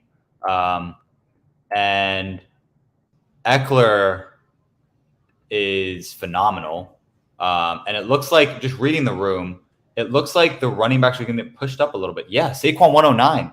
Look at this. I read the room perfectly because it looks like the running backs are getting pushed up again. So, wow, this is the first time I've seen this. Saquon Barkley in the first round is a first. I have not seen that before in Best Ball Mania, and it's going to force the other players to really read and react to the draft room. This is really, really interesting. I'm really glad that you guys are getting to watch this live on stream because I've never seen a Best Ball Mania room draft this way. But maybe this is when we start seeing the shift from 3 running backs going in the first round to the running backs getting pushed up a little bit. I'm curious how the rest of this room is going to go. Devonta Smith in the first round too. Okay, this is a wild Best Ball Mania draft. We're going crazy out here. Let's see how TEH goes. Devonta Smith got drafted before A.J. Brown. If he doesn't go A.J. Brown, that's going to be absolutely shocking. Because wow. TEH is putting on some real player takes here by taking Devonta Smith over A.J. Brown. That is phenomenal. I've never seen that before. A.J. Brown goes to Jay Rodriguez. So that is just an incredible way for that specific spot to fall. I have never seen that before. But we're going to get one of Garrett Wilson, Amon-Ra, Jalen Waddle at our pick. So I am happy about it. I get one of Amon-Ra or Jalen Waddle. That feels phenomenal. CT Bowen go. Oh, my God. He's leaving both of them to me. I think I have to go Amon-Ra. Amon-Ra as our wide receiver 1 with Austin Eckler feels incredible. So, yeah, that's beautiful. Wild way for this draft room to start. This is I don't know what's happening, guys. But I will take it. I'm happy getting Austin Eckler, Amon-Ra, St. Brown. I really love Jalen Waddle as well, but I'm probably gonna shift my focus back to Jalen Waddle relatively soon. Maybe after the Tyreek Hill stuff settles down. Once all of the allegations completely go away, then I'll start drafting Jalen Waddle again so that I can keep getting him back in this end of the second range, since I already have a lot of him. But wow, I have never seen this happen like this before. So I'm excited. Oh yeah, let's put our team in here. We have Eckler, we have Amon-Ra. What a way to start our room. What a phenomenal way to start our room. We'll see who falls to us, but maybe we can look at Denver too. It's an interesting little Denver correlation there that I had not seen before. Mahomes second round. See, it makes no sense. Bijan first round, Mahomes second round. I think I don't want to say it, but I think his team is dead. Bijan first round, Mahomes second round. Those are probably going to be like phenomenal fantasy players, but for this sort of tournament, for this build, I don't think he's going to make the playoffs. Banks, bro. I don't think you're going to make the playoffs because your wide receiver room is going to be so weak. And if you guys haven't been following along, go ahead and follow my Twitter at Joshua J. Hyun. I'm going to be dropping a thread on my model that I built that I keep referencing on all my live streams because it's going to essentially be my player rankings. and why I'm so high on Amon-Ra St. Brown. But it also is going to speak to just like where the value lies in each in our draft rooms, and why you should be drafting a lot of wide receivers early on in your draft rooms. So like last year, Justin Jefferson gave you a 57% playoff advance rate over expectation. The expectation is a 16% chance of advancing to the playoffs, just based off of 2 out of 12 teams make the playoffs. So purely based on at random, you should make the playoffs at a 16% chance. You draft Justin Jefferson, that goes up by 57%, a 57% over expectation. So 57% over 16.6%. And then if you drafted Najee Harris in the first round last year, he was drafted in the first round of 75% of drafts last year. You have a playoff advance rate 60%, 60% under expectation. It's incredible. It's incredible. I think that sort of thing we're going to see that play out exactly that in our draft rooms. But looks like the room is falling pretty favorably to us. Where, wow, this is incredible. That, wow, Lamar Jackson goes. KC Chiefs. I wonder who you're going to take. Because there's a few guys that I like at my pick. Breece Hall's gone. ETN. All right, we have to take Josh Allen. I mean, Josh Allen here. Josh Allen here in the late third as the QB4. It's insanity. Why is Josh Allen falling as the QB4?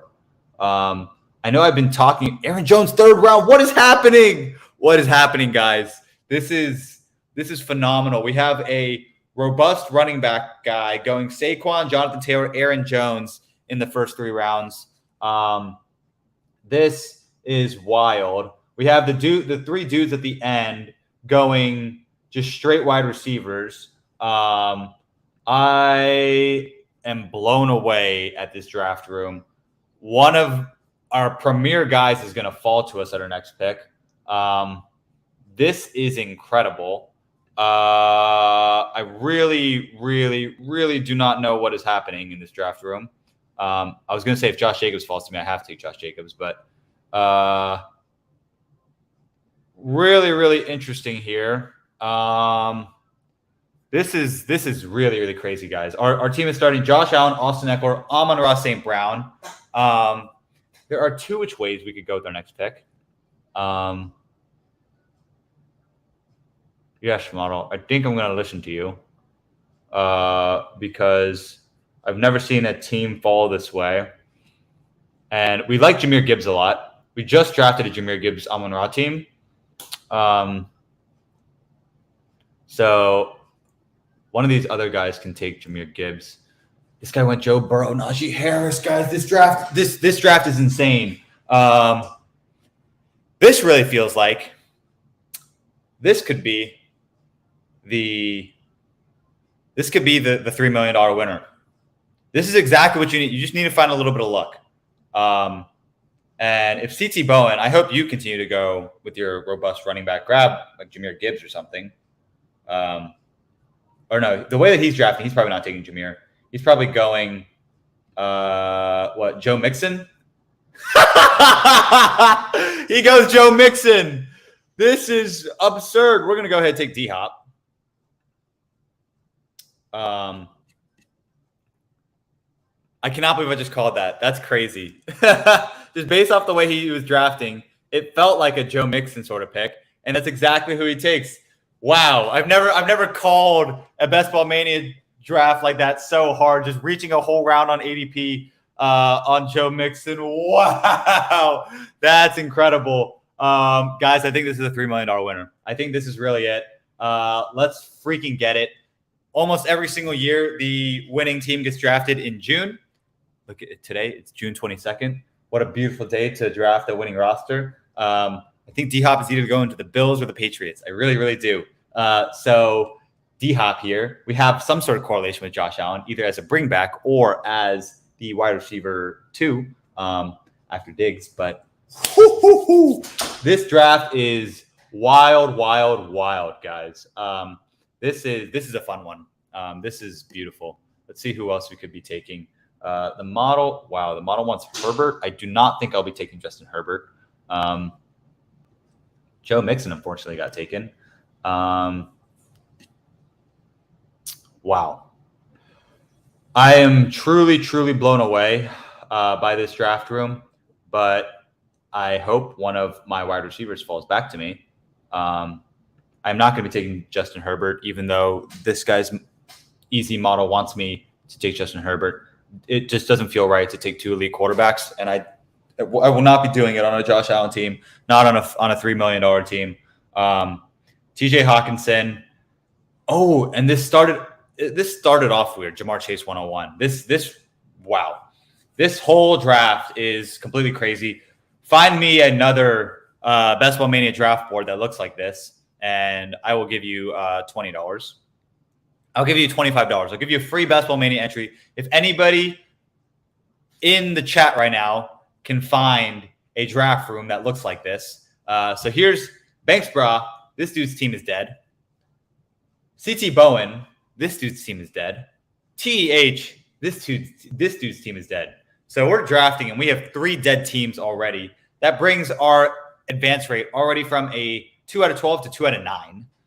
So we've already increased our expected advance rate just by being in this draft room, which is phenomenal. I will take that every single day that we get these hooligans. Wow, I am shocked. I am shocked and amazed that this draft is falling out to us the way that it is. KC Chiefs, please do not take my pick. Go ahead and take your Justin Herbert. You need Justin Herbert. Go ahead. Herbie. Woo!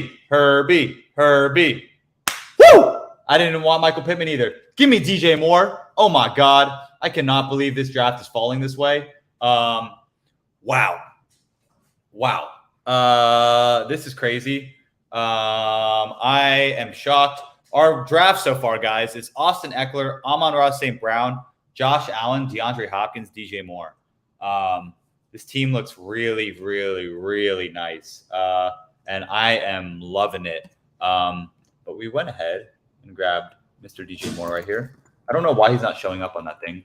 But we grabbed DJ Moore, and it feels good to grab DJ Moore. Just because I'm a big fan of Mr. DJ Moore. I think that DJ Moore is a phenomenal player. But let's see how the room is going to fall to us. Pick 65. Yeah, I don't want to reach that far down the board on. But I have to bank on him falling to pick 80. Oh man, guys. Oh man. The top guy on the board is Hollywood Brown. Mr. Hollywood. I would love me some Mr. Hollywood. So that would be very nice. Please let Mr. Hollywood fall to me.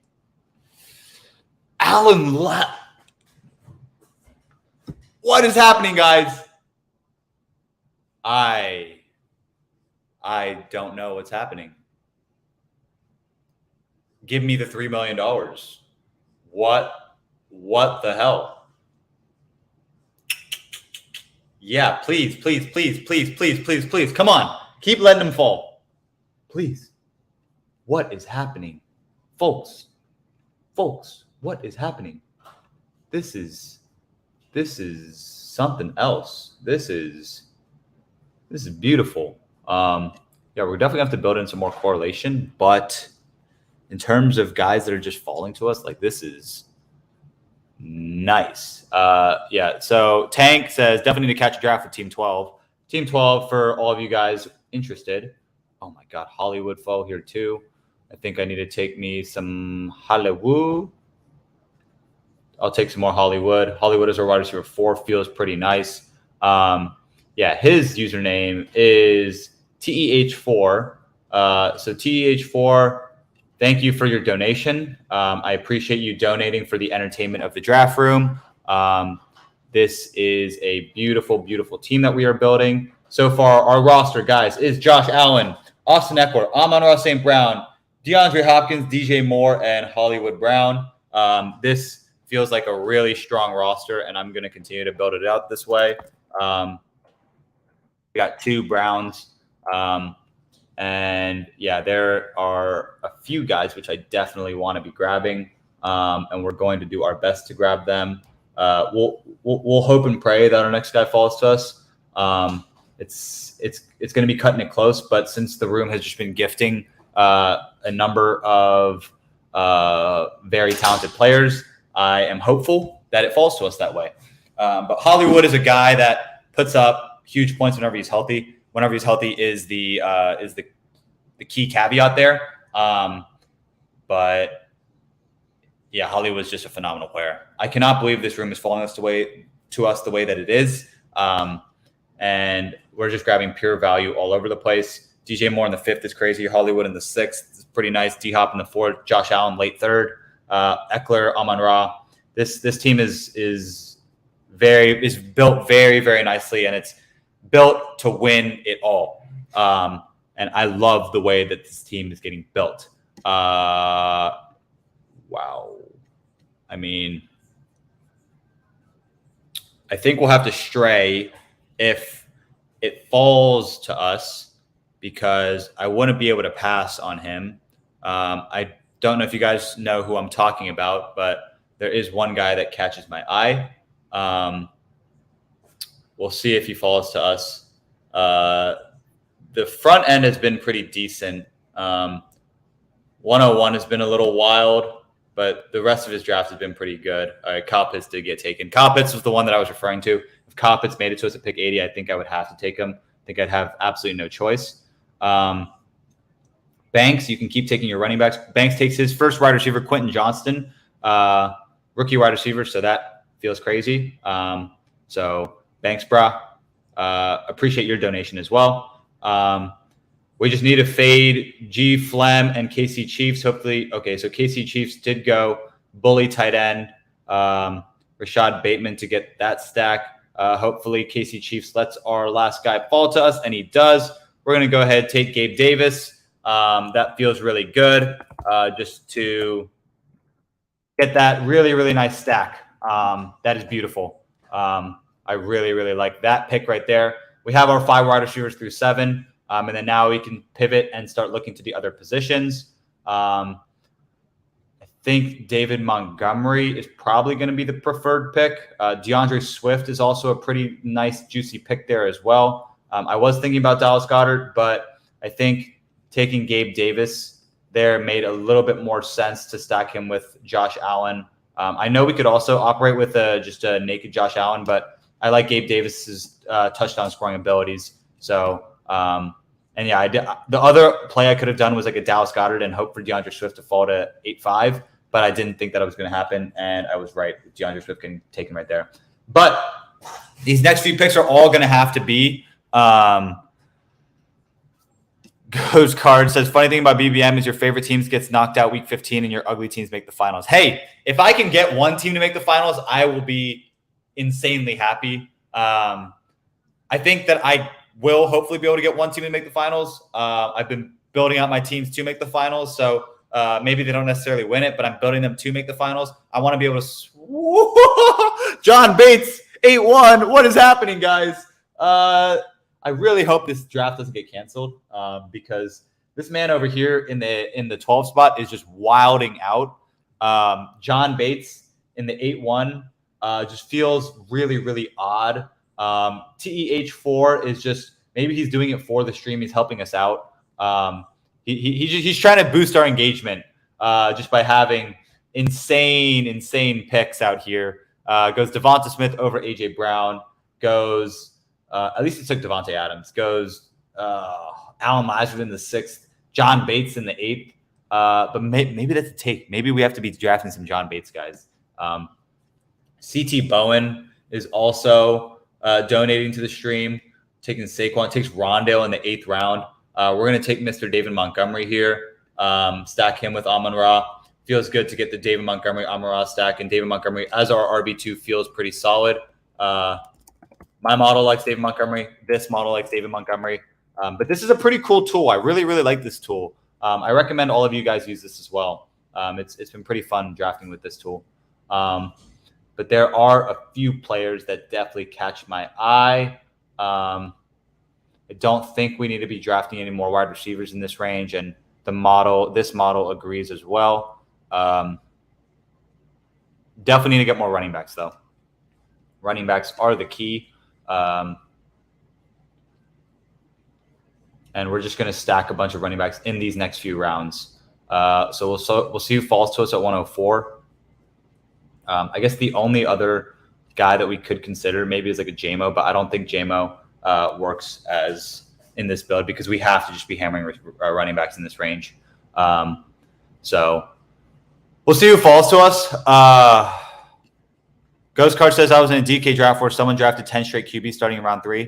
Did that draft get canceled? That's kind of wild. 10 straight quarterbacks feels pretty fishy. So I have no idea. But let's see. It says Danny Dimes is the top guy on the board. Why Danny Dimes, though? Danny Dimes is interesting. Easy E. James Conner already went. I mean, I love Alvin Kamara in this range. Model like Alvin Kamara. I mean, Alvin Kamara's points per game prediction is just so high. There's not a huge boost for any of these guys, though. I mean, Kincaid gets a huge boost. We'll look at Kincaid a little bit later on. But yeah, we'll look at these other picks later on as well. We could look at Gallup. We missed Gallup on the last. We can't get Lazard because Lazard was taken super, super early. But we're going to look. Oh, Kamara gets taken. If Javonte falls to us, do we want Javonte?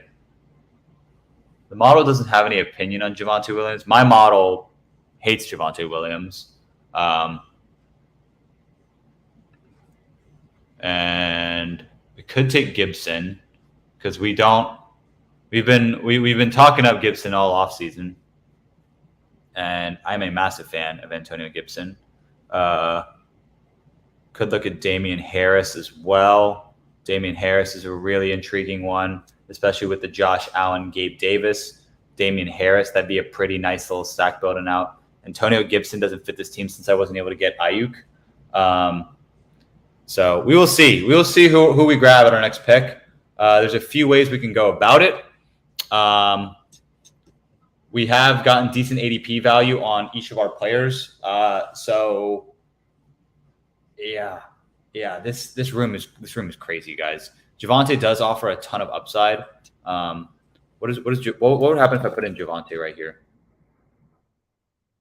Wow, that points per game base is crazy. This model predicts Javonte to score that many points? Holy shit. Holy shit. I don't predict Javonte to score that many points, but if Javonte wants to fall all the way back here, I'll take Javonte 12 picks after ADP as our third running back. He will probably ramp up a little bit slow, but he should be pretty good this year. He's already practicing, and he didn't look super hampered. So I'll take Javonte Williams 10 picks after ADP as our third running back in the 9th round. And then we'll hope for one of the other running backs to fall back to us. And I think that they will. We're only 7 picks away. So this is crazy, guys. The fact that we're able to get Josh Allen, Austin Eckler, David Montgomery, Javonte Williams, Amon-Ra St. Brown, D-Hop, DJ Moore, Marquise Brown, and Gabe Davis on the same team is incredible to me. And the fact that a lot of these guys are also pretty heavily correlated is also pretty incredible. So I am going to just sit back and relax because this team is wild that I was able to build out this sort of roster, guys. I am blown away, to be honest. At our next pick, we have a few. Okay, I was going to say we could take Daniel Jones as our second quarterback, but Daniel Jones does get sniped. So it looks like we're going to push our second quarterback a little bit further down the draft. Yeah, so we're going to go ahead and try to grab either a Mac Jones or Jared Goff or a Russell Wilson, something like that. But two guys that we're looking at here. Jaden, wow, CT Bowen is going crazy too. We could look at either Antonio Gibson. Oh, Damian Harris got taken. Okay, Antonio Gibson or Rashad Penny both fit the build. Philly does have the game against Arizona, so maybe we do want to go Philly here with Rashad Penny. Rashad Penny has a decent boost. Antonio Gibson's a little bit further down the board. So we're going to go ahead and take Rashad Penny as our RB4. Rashad Penny should be able to go off against the Cardinals. And I have a ton of Antonio Gibson already. So like, while I do love Antonio Gibson and I maybe should have taken it, maybe because Rashad Penny, Javonte Williams both have those injury concerns, I could have taken Antonio Gibson. So that might have been a mistake, but we're building it out for week 17. And Rashad Penny has, if he's healthy week 17, he's probably going off for two touchdowns against the Cardinals. So I would love for him to just be a beast for us. That would be pretty beautiful. But all right, Gibson goes a little bit right after us. But let's see. We probably want to go a little bit more heavy on the running backs, probably one more in this range. We could go for 4 straight running backs. We'll see who falls to us. But Montgomery, Javonte, Rashad Penny. We're probably going to want someone that's definitely going to be on the field. We'll see who's there at our pick. Looks like Elijah Mitchell is the top guy. Jerick McKinnon is the top one as well. Jamal Williams is always an intriguing one. Roshan a little bit later on. Algier is another one. Maybe we could look to one of those guys. And maybe we look to fill the tight end position here. With Kincaid. Do we do it? Do we do it, guys? Do we go with the Dalton Kincaid at our pick, right at ADP? We got him in the 12th last time. 11th, 12th, same thing. Late 11th. We'll see. We'll see who falls to us. I mean, honestly, like, I guess there's not a whole lot of correlations to the other guys. I mean, Khalil Herbert does fit as well with the DJ Moore, but I don't love Khalil Herbert. Elijah Mitchell, I guess, fits a little bit. Darnell Mooney fits a little bit. Michael Gallup does fit the build kind of perfectly. Goff does as well. We could look at Jared Goff. Jared Goff, Russell Wilson both fit the build. We could look at either of them. Goff does stack up nicely with Amon-Ra. Kyler fits the build as well with Hollywood. We'll see, though. Oh, man. But this is pretty cool. I like being able to look at the different tools that are available and see which one that works the best. You work very hard on your tools, so in a draft like this, use it and not a new tool you are not familiar with. While I do agree with that, I think it's good to have outside perspectives because I don't want to tie myself into drafting, because a lot of my teams that I've been drafting over the last 2 weeks, they're all very, very similar. They're all very similar to each other. That's because it's like the guys that my model really likes, that I really like, are continuously there. And so I have continued to draft those players because, like I said, they're just continuously there. And so this sort of build is straying away from my typical sort of build. But I do really, really like it. And this guy clearly worked very, very hard on this tool. So I'm going to use that to my advantage. This guy says the top guy is Elijah Mitchell. I think Kincaid is going to be the pick here because he matches up really well. We just talked up Kincaid in our last room. So you know what? Let's just go ahead and take Kincaid. That feels really good as our tight end one, as he could be that guy that's a wide receiver with the tight end designation. And so I like getting Kincaid here pretty late. And this probably feels like a 3 tight end team. We'll take the second 2 at the very end of the draft. Maybe take those New England boys. But we're going to take another running back at our next pick.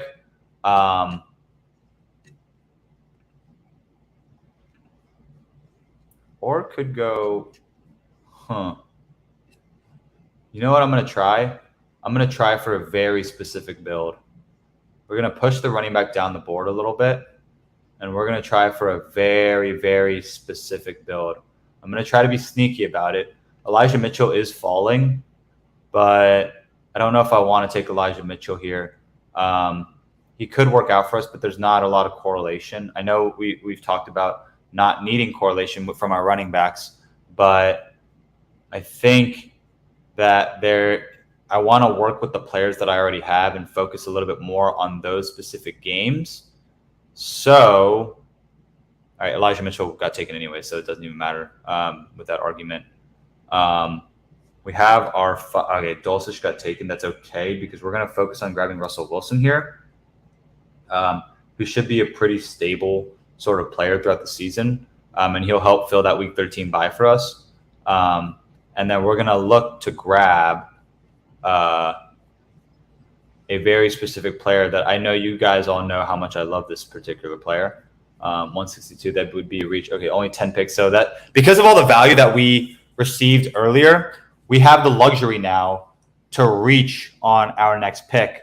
Hopefully nobody in the stream is watching. Nobody watching the stream and in the draft room knows exactly who I want to take. But there is one player that I really, really like and that I definitely want to take at my next pick. And because we need another receiver, we need another running back, we'll pivot towards that specific build.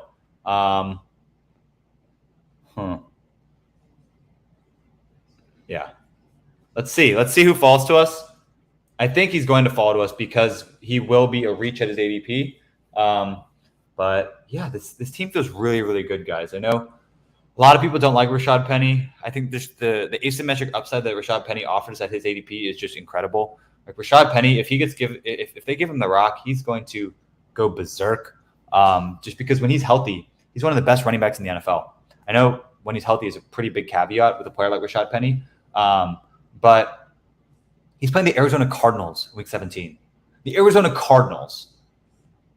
He's going to shit on them if he's healthy. That's a big, big caveat. But Rashad Penny is going to go beast mode whenever he's on the field. And the Eagles have this kind of stable of running backs that none of them have the sort of build that Rashad Penny has. They're all smaller sort of receiving backs. Rashad Penny, Kenneth Gainwell, DeAndre Swift, Boston Scott. They're all receiving backs. So we're going to go ahead and take our number one rookie valued wide receiver, and that's Marvin Mims. I think Marvin Mims is just like, he's going way too late in drafts, and I really, really like Marvin Mims to kind of carve out a pretty solid target share in that Denver receiving room. And we do have the Marvin Mims, Russell Wilson stack, so it feels really good. What does our playoff view look like right now? The skinny Rashad Penny, Marquise Brown stack feels really nice. Russell Wilson, Austin Eckler, Javonte Williams, Marvin Mims. That feels like a pretty nice stack. We're missing the Chargers side of the equation, but we do have Eckler. So I'm liking this build so far. There's a few which ways we can go with our next pick. Roshan and Taekwon both feel pretty good. So we went Russ, and then we went Marvin. Both of those felt really, really nice at our picks. The model really likes Kyle. It likes Taekwon a lot too. You know what?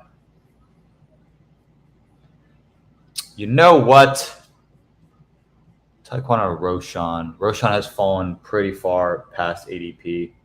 But I guess Doesnt is also there for us. But I think Roshan's going to be on the field a pretty decent amount. Tough decisions here, guys.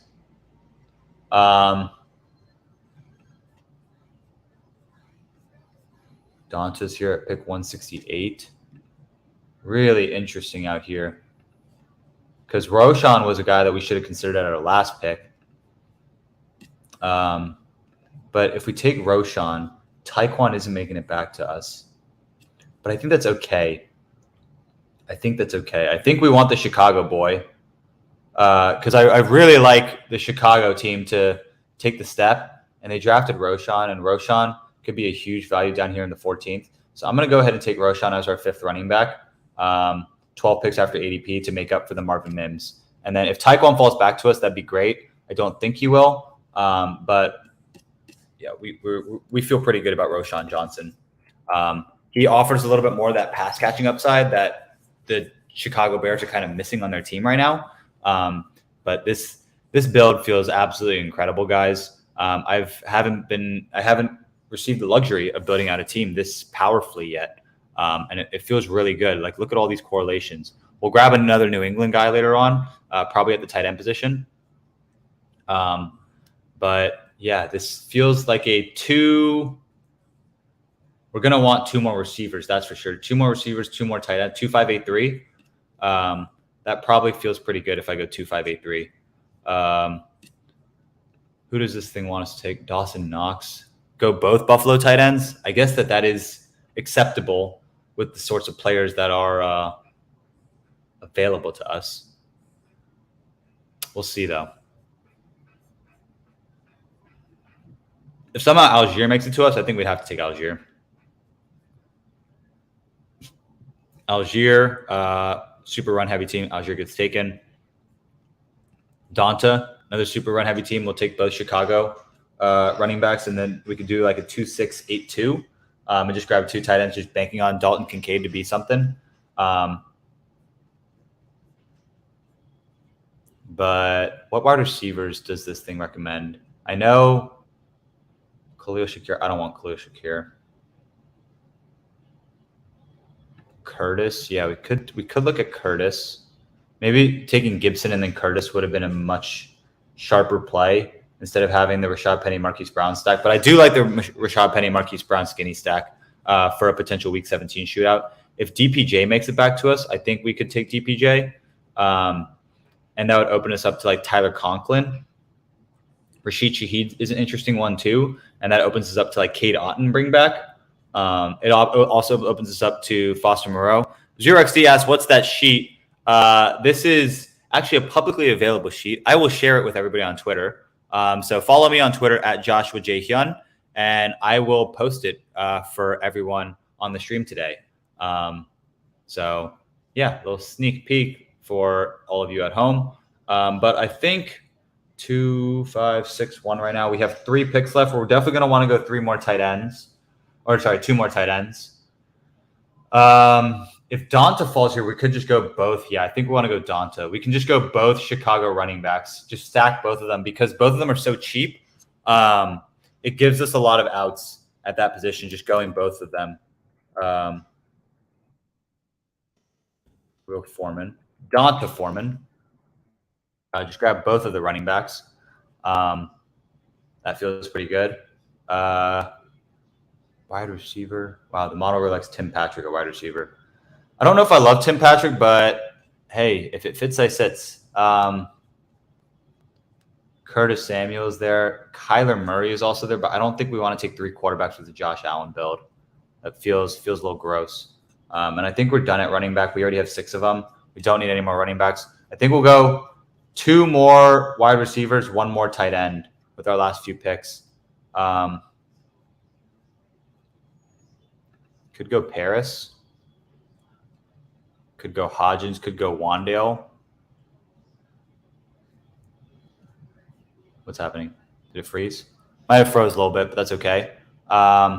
We have our running back room pretty solid. Khalil Shakir is also an interesting one. I don't have a lot of Khalil Shakir, but Khalil Shakir is someone that could work for us. Chase Claypool is obviously a target. Chase Claypool is always a target. Mecole Hardman, Tim Patrick. I don't have much Tim Patrick, but he does fit this team. And I actually did get a Tim Patrick team through to the playoffs last year. Jake Ferguson is also an interesting one as one of those tight ends. We could look at Gesicki. Mecole Hardman gets taken. Let's take Shakir on the front end to stack another Buffalo guy. Just because it's a bet on just Buffalo, and Buffalo is going to be a good team. So we'll go ahead and take Khalil Shakir. He did look pretty good in his outings last year. So I'm going to go ahead and grab Khalil Shakir here just in case. And then we'll probably want to go a little New England action with like a Gesicki. But I also want Ferguson. Ferguson does bring the bring back for Montgomery Amon-Ra. And I think Ferguson's going to be a breakout this year. So I think we're going to go Ferguson. And then we probably want to go Claypool or Tim Patrick for the correlation.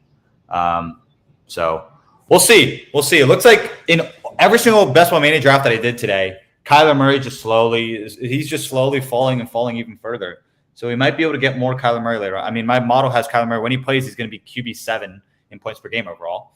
But who knows when he plays? There's a lot of question marks around the Cardinals right now. But I think I will have more Kyler Murray because he's another one of those guys that offers asymmetric upside in like the last 3 rounds of the draft. So there goes Kyler Murray in the 16th round. Is it a 3-quarterback team? It is. So this is the sort of team that you want to have a Kyler Murray on when you have a 2 late-round quarterback. Yeah, this room was just incredible. We had TEH4 back here, grabbing Devonta Smith, Devontae Adams, Joe Burrow, Najee Harris, Darren Waller, Alan Lazard, James Cook, John Bates, Freiermuth, Darius Slayton, Jamal Williams, MVS, Mac Jones, Corey Davis, Robert Woods, Latavius. Really, really interesting build. He's still in like the 2017 building out this sort of team. I don't even know what he had planned for that build, but he was obviously just grabbing the guys that he liked. So I mean, kudos to him. Thank you for the donation, TEH4. I will take that donation and try to win $3 million with it. But our team feels really nice. I know our average points is a little bit lower than our last few teams, but I like our build a lot. LA Chargers. We have the Austin Eckler bring back. We could go Josh Palmer. Claypool does get taken, but that still leaves Tim Patrick on the board for us. I think I'd want Ferguson a little bit more than Tim Patrick does, so I could go Jake Ferguson. Could also go Mike Gesicki. Like Mike Gesicki is someone who could perform very, very valiantly this season, and he fits this build very well. Mike Gesicki does get taken anyway, so we can't even consider that. Paris Campbell also makes it to us. But I think I want to have a little bit more Jake Ferguson, so he is going to be our pick here. We're going to have another Jake Ferguson, Dalton Kincaid, tight end roster. But I think we want to go – let's pop Ferguson into here. Think you're always right. Wow, look at all that correlation. That's kind of beautiful. But, yeah, Ferguson feels good.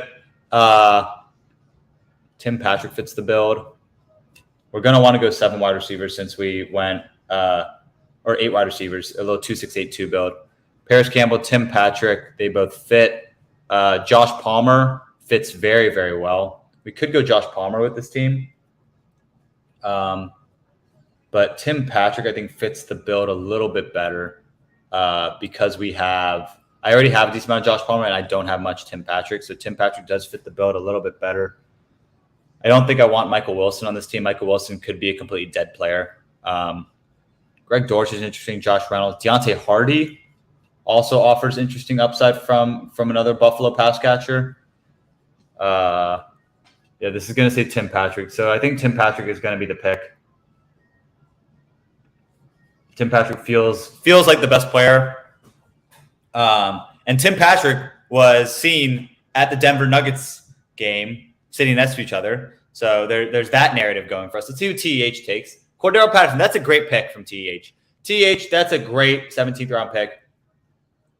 Love the 17th round, the 17-12 Cordero Patterson, pick 204. Cordero Patterson is an undervalued player. Devontae Parker, I mean, it's a nothing pick right there. But I love how TEH was taking 18th round picks in the 8th round. That's how we win $3 million in Best Ball Mania. This team feels beautiful. And then we're going to close it out with a 18th round Tim Patrick. So I like it. Get a little bit more correlation with our Denver build. But that's going to do it for us today, folks. The final roster for everyone listening is Josh Allen, Russell Wilson at quarterback, Austin Eckler, David Montgomery, Javonte Williams, Rashad Penny, Roshan Johnson, Donta Foreman at running back, Amon-Ra St. Brown, DeAndre Hopkins, DJ Moore, Marquise Brown, Gabe Davis, Marvin Mims, Khalil Shakir, Tim Patrick at wide receiver, and Dalton Kincaid and Jake Ferguson at tight end. I think my weakest area of the team is probably running back, but I like Eckler and David Montgomery to kind of anchor that down. And then Javonte Williams, Rashad Penny when they're healthy, Roshan, Donta Foreman, whoever wins that battle. So this feels really good. Josh Allen, obviously going to be QB1 this year. Wide receiver room feels really nice as well. Tight end is obviously completely punting it. But we did take Kincaid with the asymmetric upside. Jake Ferguson could be a breakout player. So we love it. This is a beautiful team. I really, really like it. I want you guys to go ahead and subscribe to the YouTube, the Undroppables YouTube. Go ahead and follow along my Twitter. I'm going to be posting some stuff for you guys. I will make this tool publicly available to you guys. It's already publicly available. I will share it with you guys so you guys have the link. But let's put in Tim Patrick just to close it out. Let's see what our average points per week closes out at 145.3, but 147.9. Thank you, everybody. Really appreciate it. Hopefully, all of you guys have a great rest of your day. Peace.